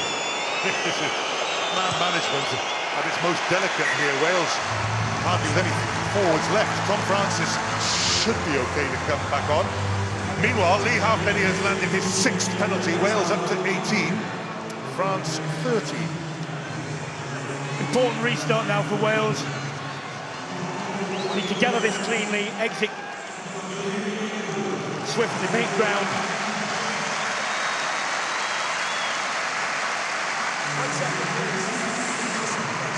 This is Scott Baldwin going on for some tension. Ross Moriarty, who went on, he looked as if he was out of action really with his shoulder. And Ross Moriarty is coming back on. Well, he was ideally. I mean, they don't. In an ideal world, they would not want him going back, and he definitely was injured, but he's been. Well, he had to go back on in extremis. Lopez changes direction, flat and hard. It's a knock-on. France will have the putting at the scrummage. Now, if you're French, you want to put as much pressure on this scrum, which is a makeshift one with players playing out of position, to win the penalty, stick it in the corner and try and drive the ball over. Knock on by Taroufe Falatau. Who goes where in the French, in the Welsh? Well, Scott Baldwin's gone off, so he. Attack set, Webby. Ken Owens stays in the front row. Rob Evans, Samson Lee, Justin Tippett on the open side. Ross Moriarty back at Dunbrady. It's starting to look more like the starting lineup.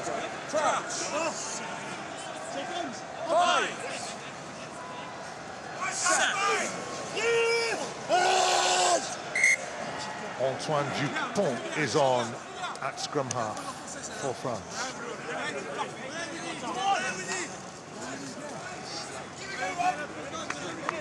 Hey, we need help. Allez.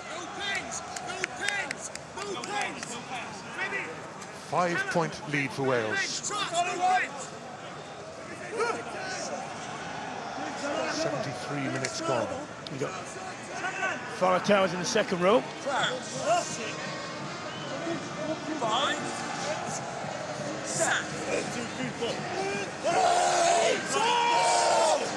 Dupont feeds. Wayne Barnes tells France to use it to Lopez. Long to Ficou.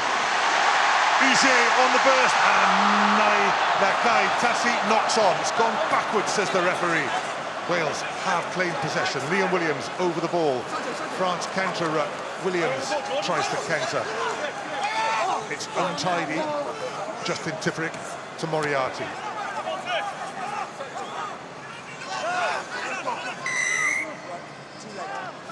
Wales have a penalty. Well, I mean, people will be blaming Nakatasa for not taking that ball, and maybe he should. However, his job was not made easier by Ozzeh, who bulleted the ball at him, when a simple soft hand pass instead rifled a spin pass at him, made it as difficult as he possibly could.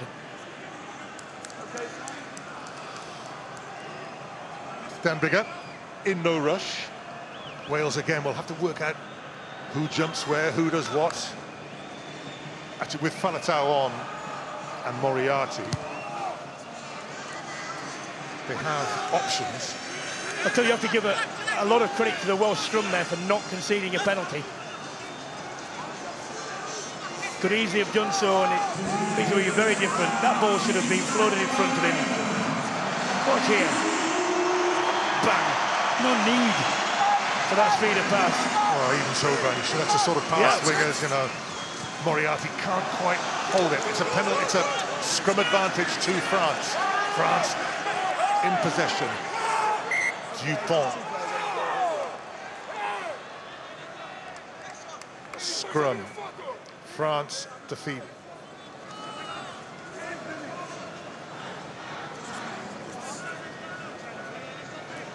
Well, it hasn't got any smaller, the French pack.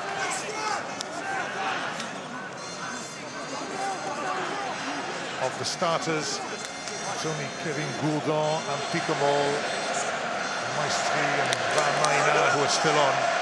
We saw a number of tackles made there, and Justin Tipuric is top of the list, but that only tells half the story with the amount of work he's done in and around the field, in the line-out, his ball handling, his tackling, been outstanding. And all this time it's ticking off the clock. When Barnes has stopped the clock for this little chat.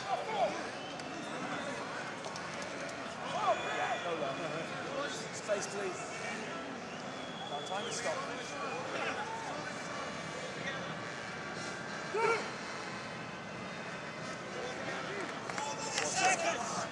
Crouch.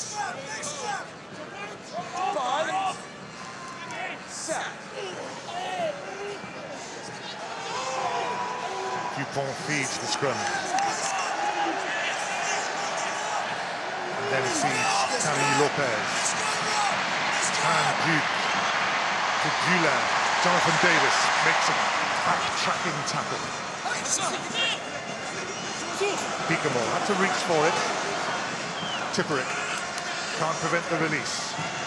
Uge out of the three-quarter line. Wales hold up the replacement three-quarter and steal the ball and thump it downfield, and France have to chase back. That that's might unlucky. be a scrum back. That's unlucky. It is unlucky. France have the scrimmage all the way back in the Welsh half. Rhys Webb is down injured, and that looks like a groin.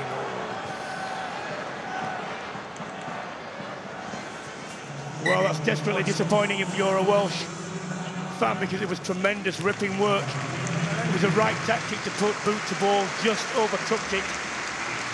Julien de Devedek comes on into the second row. This is excellent stripping work. Rhys Webb and Dan Bigger there. Sam Warburton arrives, and Warburton does brilliantly.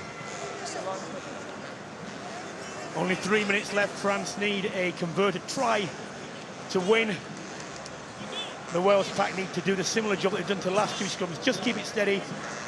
Once the referee says play, out of danger in that sense. Keep that space, keep that good height.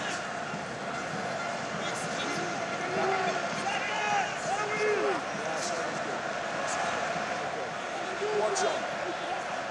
Crouch. 5. Set.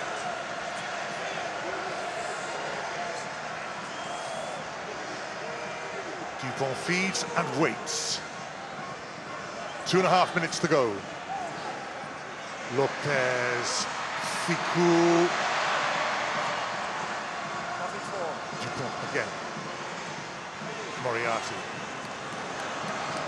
throws himself into the tackle. France, though, inside the Welsh. 22, Damien Chouli. This is Le Devedek.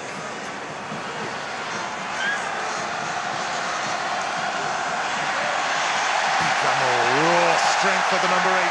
France within 10 metres into the last 2 minutes.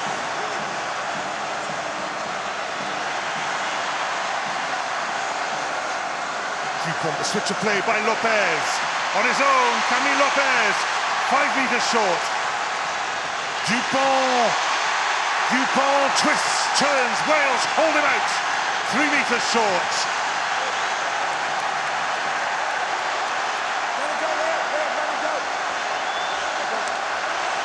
Ozzeh claims the penalty. Referee says play on.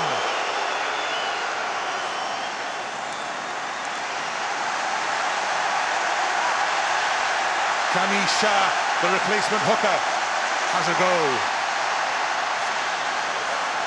Sam Warburton, near the line, makes a tackle. Penalty advantage to France. 1 foot, no advantage. France have the penalty.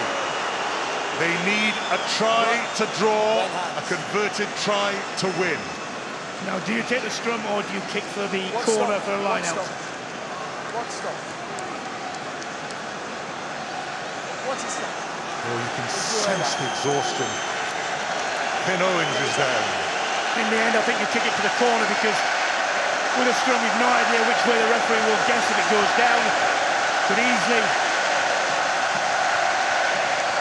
give a penalty the other way with the line out. You've got the automatic catch and drive if you get it right.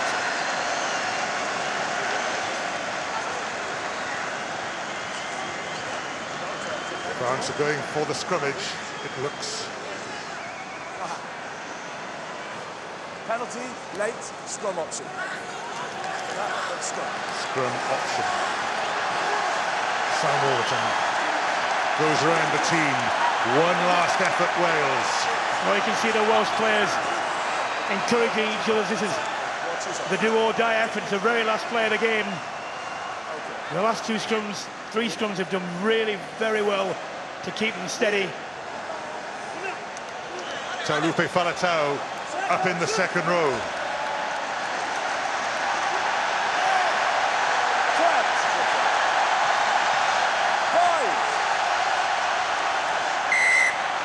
Free kick, France. Too much weight. Too much weight. Okay, just okay, fine. But you had the free kick. Your decision. Your decision. Would you like a scrum? Okay, scrum. Okay, no problem. Reset the scrummage. Just hold the weight. Clock is stopped. Hold your weight, Wales. Hold the weight, that was a free kick. Clearly loaded too much. Okay, scrum, option.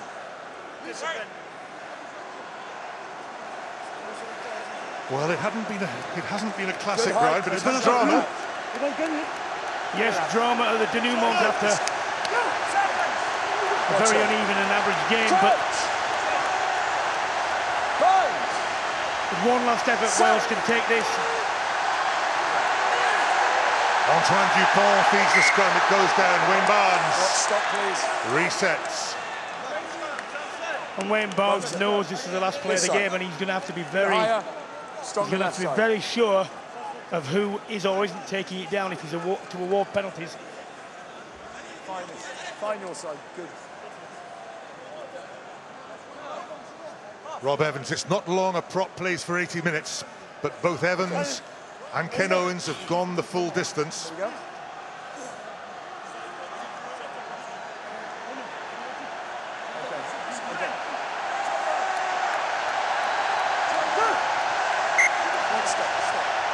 Are you injured? Are you injured? You're okay, fine, let's go. He's not injured. He's just told me he's not injured.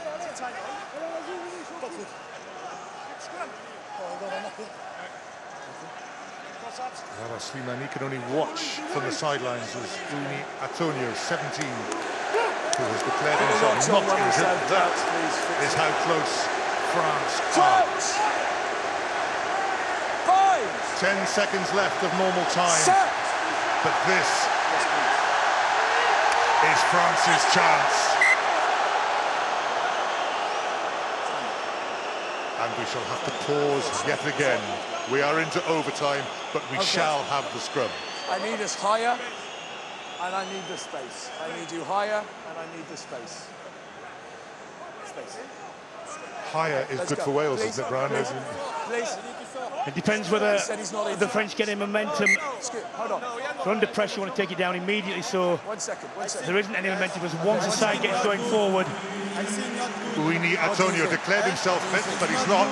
Yeah, I bet. Back on Slimani, I just wonder whether it's one of those, do they send for a specialist pro? Really? Oh. That's just an amazing coincidence. And I see him. Okay. Can we just see me? Just 1 second, please. Okay.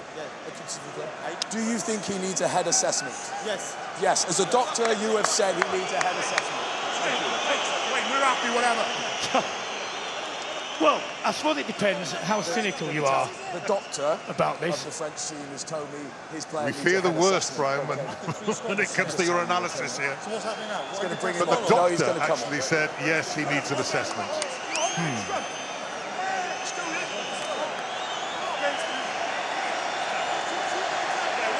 Well, far be it from me to say that was cheating. Antonio, he's not even staying to have a look. I mean, he has to be assessed for a head injury, so down the tunnel he goes. The only person not really interested in what happens here, the final play of the game, the final play of the campaigns for France and Wales. Bind! Set!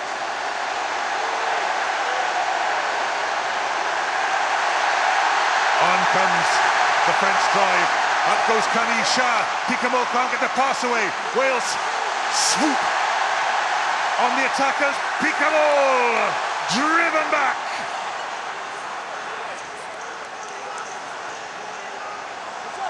Move away. Here we go again. It's Slimani, the replacement. He can't find a way through. Shuli waits. No way through for him. Ken Owens gets a hand over the ball. No, leave it. Dupont. Now comes Nakai Kassi. He's short. The ball delivered to Dupont. Shuli takes the hit. Dupont. France so close to the line and still not over. And it's a penalty advantage for France. Ball's going to be held up there, but France will have the penalty. It's not. Yellow card it's going to be. It's not the final play. Nerimi Vakatawa watches on. Who is going to be binned? Samson. Prop Samson Lee by the looks of it. Clearly killed the ball. Wales will have to bring on, well, if France go for the scrimmage option, Wales will have to bring on a front row forward. Well, they have to anyway. On the game goes. Oh, it's a tremendous goal line stand. Uncontested. Oh! Uncontested scrimmage. Well, if they don't have a suitable replacement. So, France is going to come back on if they take the scrum. Tom Francis is getting ready. Samson Lee in the bin. Injured, or was he a replacement?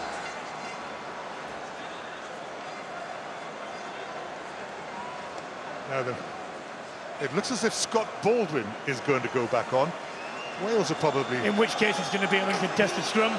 They probably claim that Tom Francis is unfit. Send on a hooker, uncontested scrum. Do you think? Well, the French won't like this, but bearing in mind they found a way to bring Slimani on, they can't really complain. For Wales. Was he injured or was he replaced?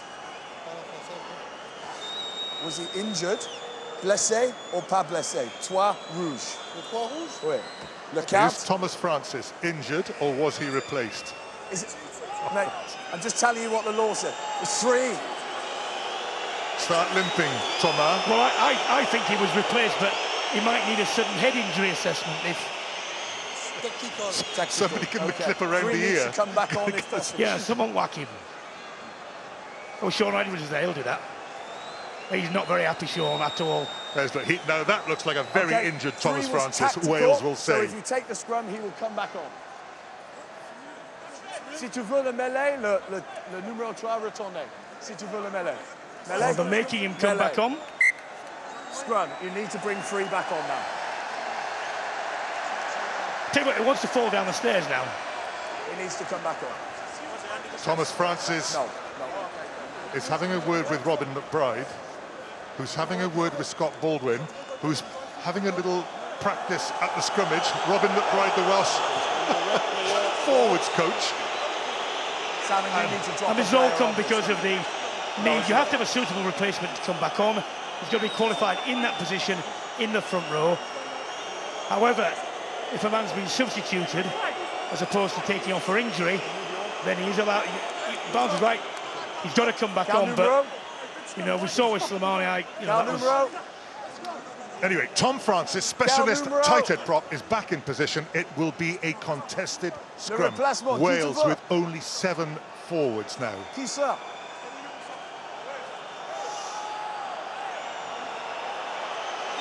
18.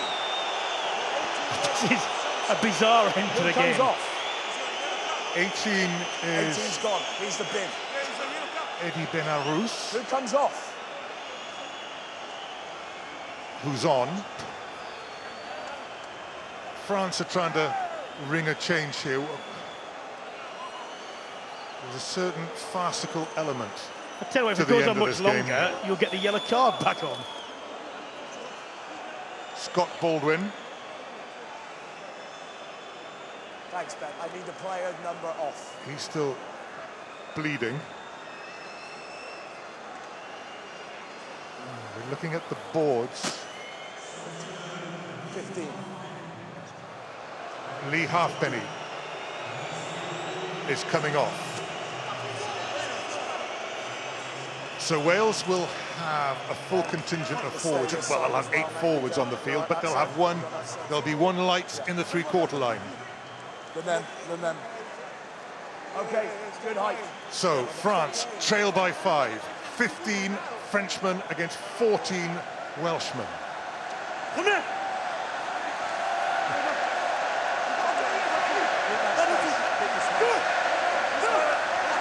What will happen now, Brian, is he'll do him for not straight. Shoulder. No, he won't. Crouch. Bind. Antoine Dupont penalty against Wales. Too much weight.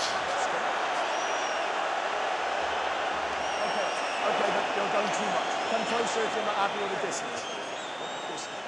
France obviously opt for the same scrimmage that they'd already opted for.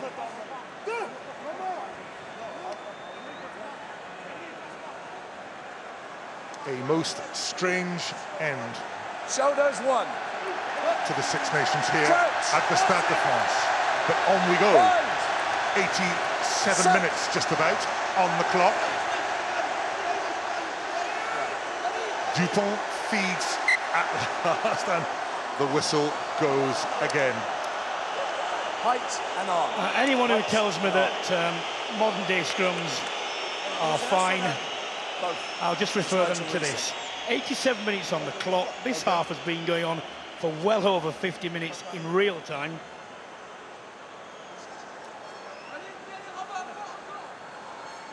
Who wouldn't pay 84 quid to watch this? Crouch. We'll try again. Bind. Set. It's already gone down.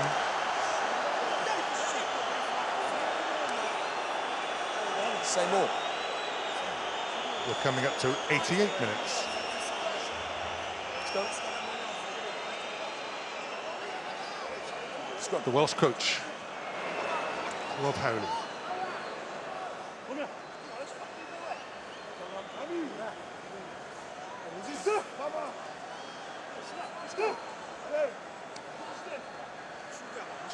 Instruction coming onto the field Number there. 1 shoulder. Liam Williams get a bit closer to this scrimmage, if ever it happens. Set.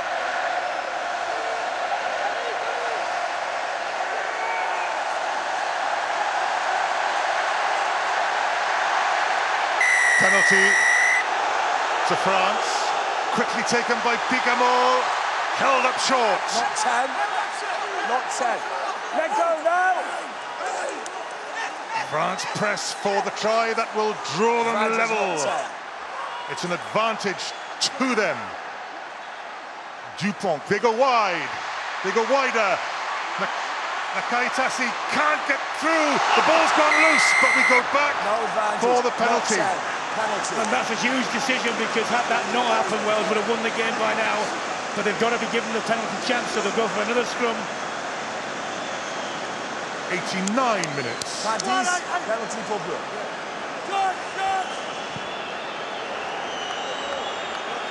The decision No, because the scrum Johan is not moving. Maestri is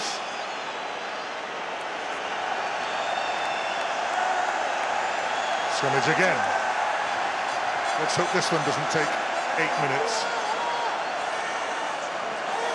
I'm not saying from the quick tap. Everyone's got to be behind the line for that one. Scrum was good contest. And Evans Let's keep the good height. Good in height. the last scrum did well against Slimani, because Slimani got an angle, he started to go in, and Evans managed to hold him up and stay square. Got to do that again. Same position. A little bit more room on the side that Sam Warburton there has to cover. There are the posts in the background. But there are no French players on that side. No winger, they're all out left.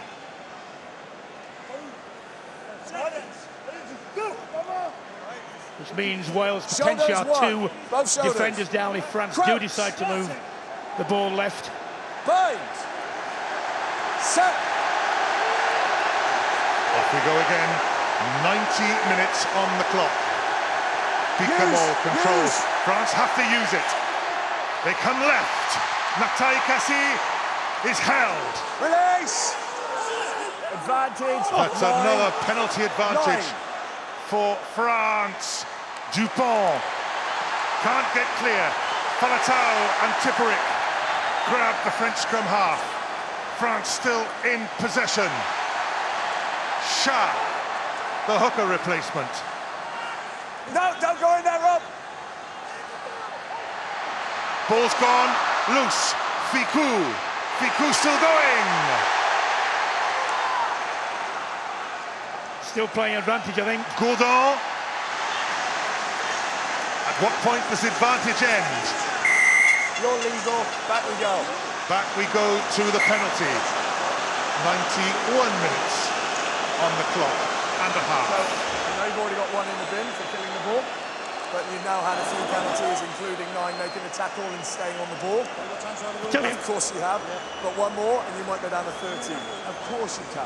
Well, Wales want to stand up at this scrum, not engage, to run the clock down, get the extra man back on.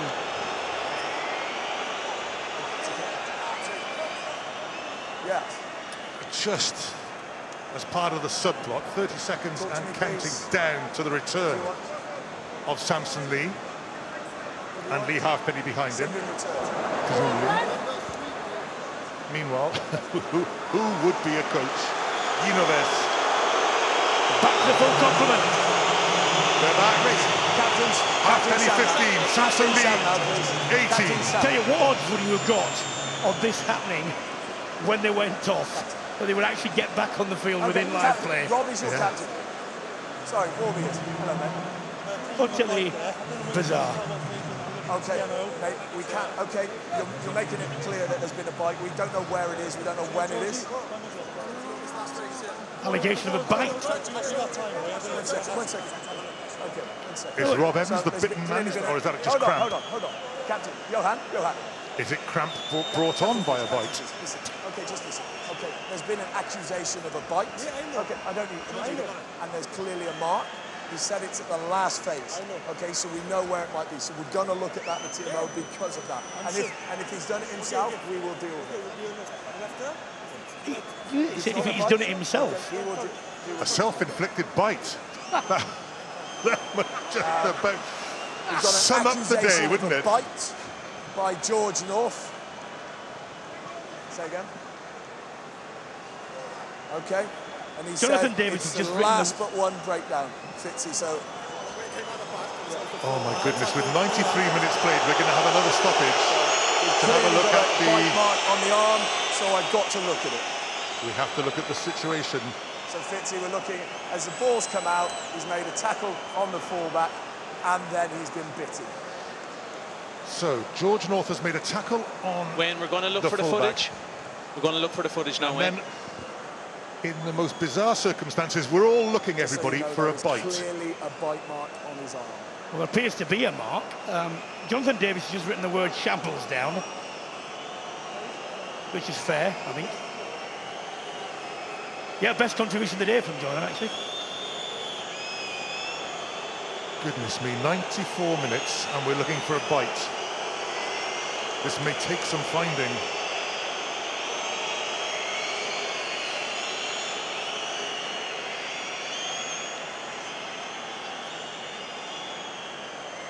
Peter Fitzgibbon, no doubt, will be looking for the tackle. It's like deal of big done. Not being shown on the replay. See how you're getting on.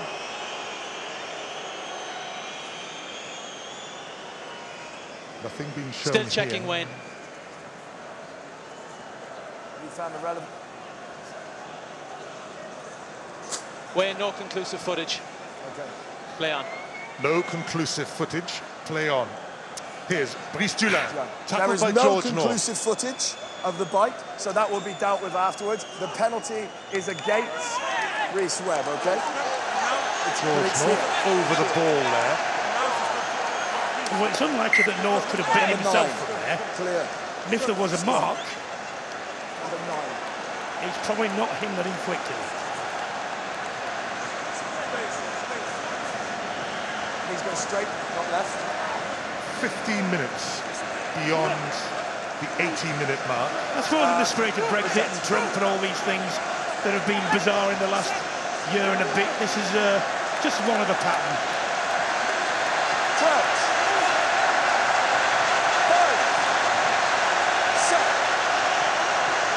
Here we go again. Dupont to feed the scrum. France bring on the drive. The front rows go up. Penalty advantage being played. Well, I'll tell you what, so the French player was first up then. Penalty to France. Reset the scrummage. Just trying to... Well, I must admit, in my research, I didn't look what the longest game ever was. Scrum? Yes. Yeah, and then he's come back. Okay. Nicky Smith comes on. I bet he didn't think he'd be coming on in the 97th minute of the game. Rob Evans is going, oh, and we're going to stop. Everybody, we're going to stop again.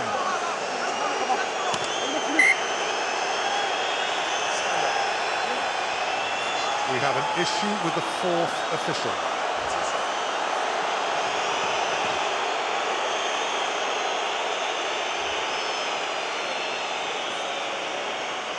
There is an issue or no?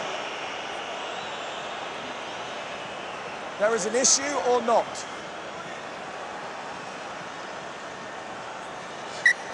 It appears there is not, Wayne. Play on. We just said there was. And now there's not. We just said the fourth official had an issue.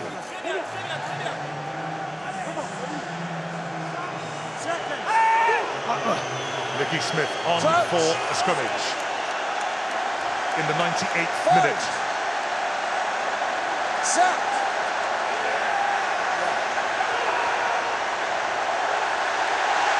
Smith under pressure. France go for the line. It's a penalty. Again, same thing.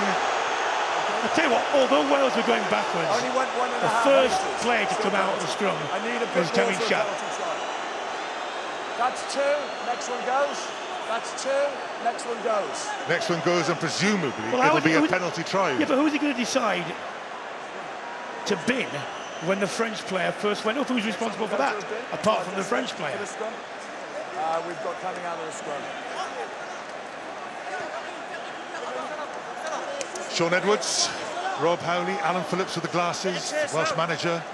Keep that weight. The players 98 minutes, nearly 99. Cut! 5, 7.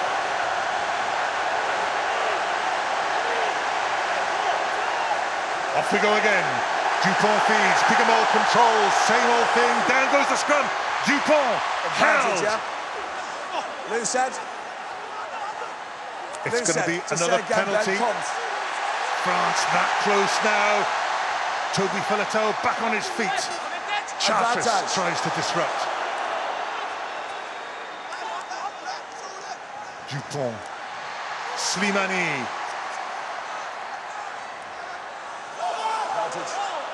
It's another advantage. Dupont goes. Dupont can't reach out for the line. And let go now. Wales have to let necessary, go. we come back. Dan Biggar goes to the bin for kicking the ball on the floor. Well, you heard him say Biggar's going to go to the bin. Sharp for the line. Dan Biggar is heading for the bin in the 100th minute of the game. If France don't score, France over the line. They claim the try. And the try by Wayne Barnes is awarded. And the scores are level.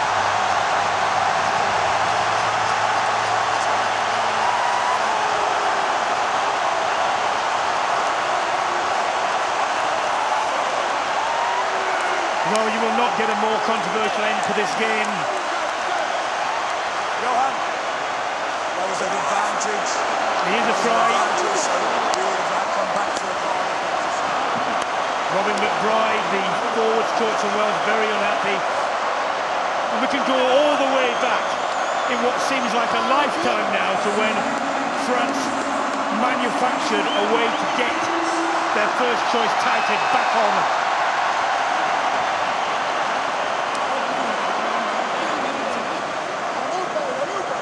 Camille Lopez lines up the kick that will win France this game.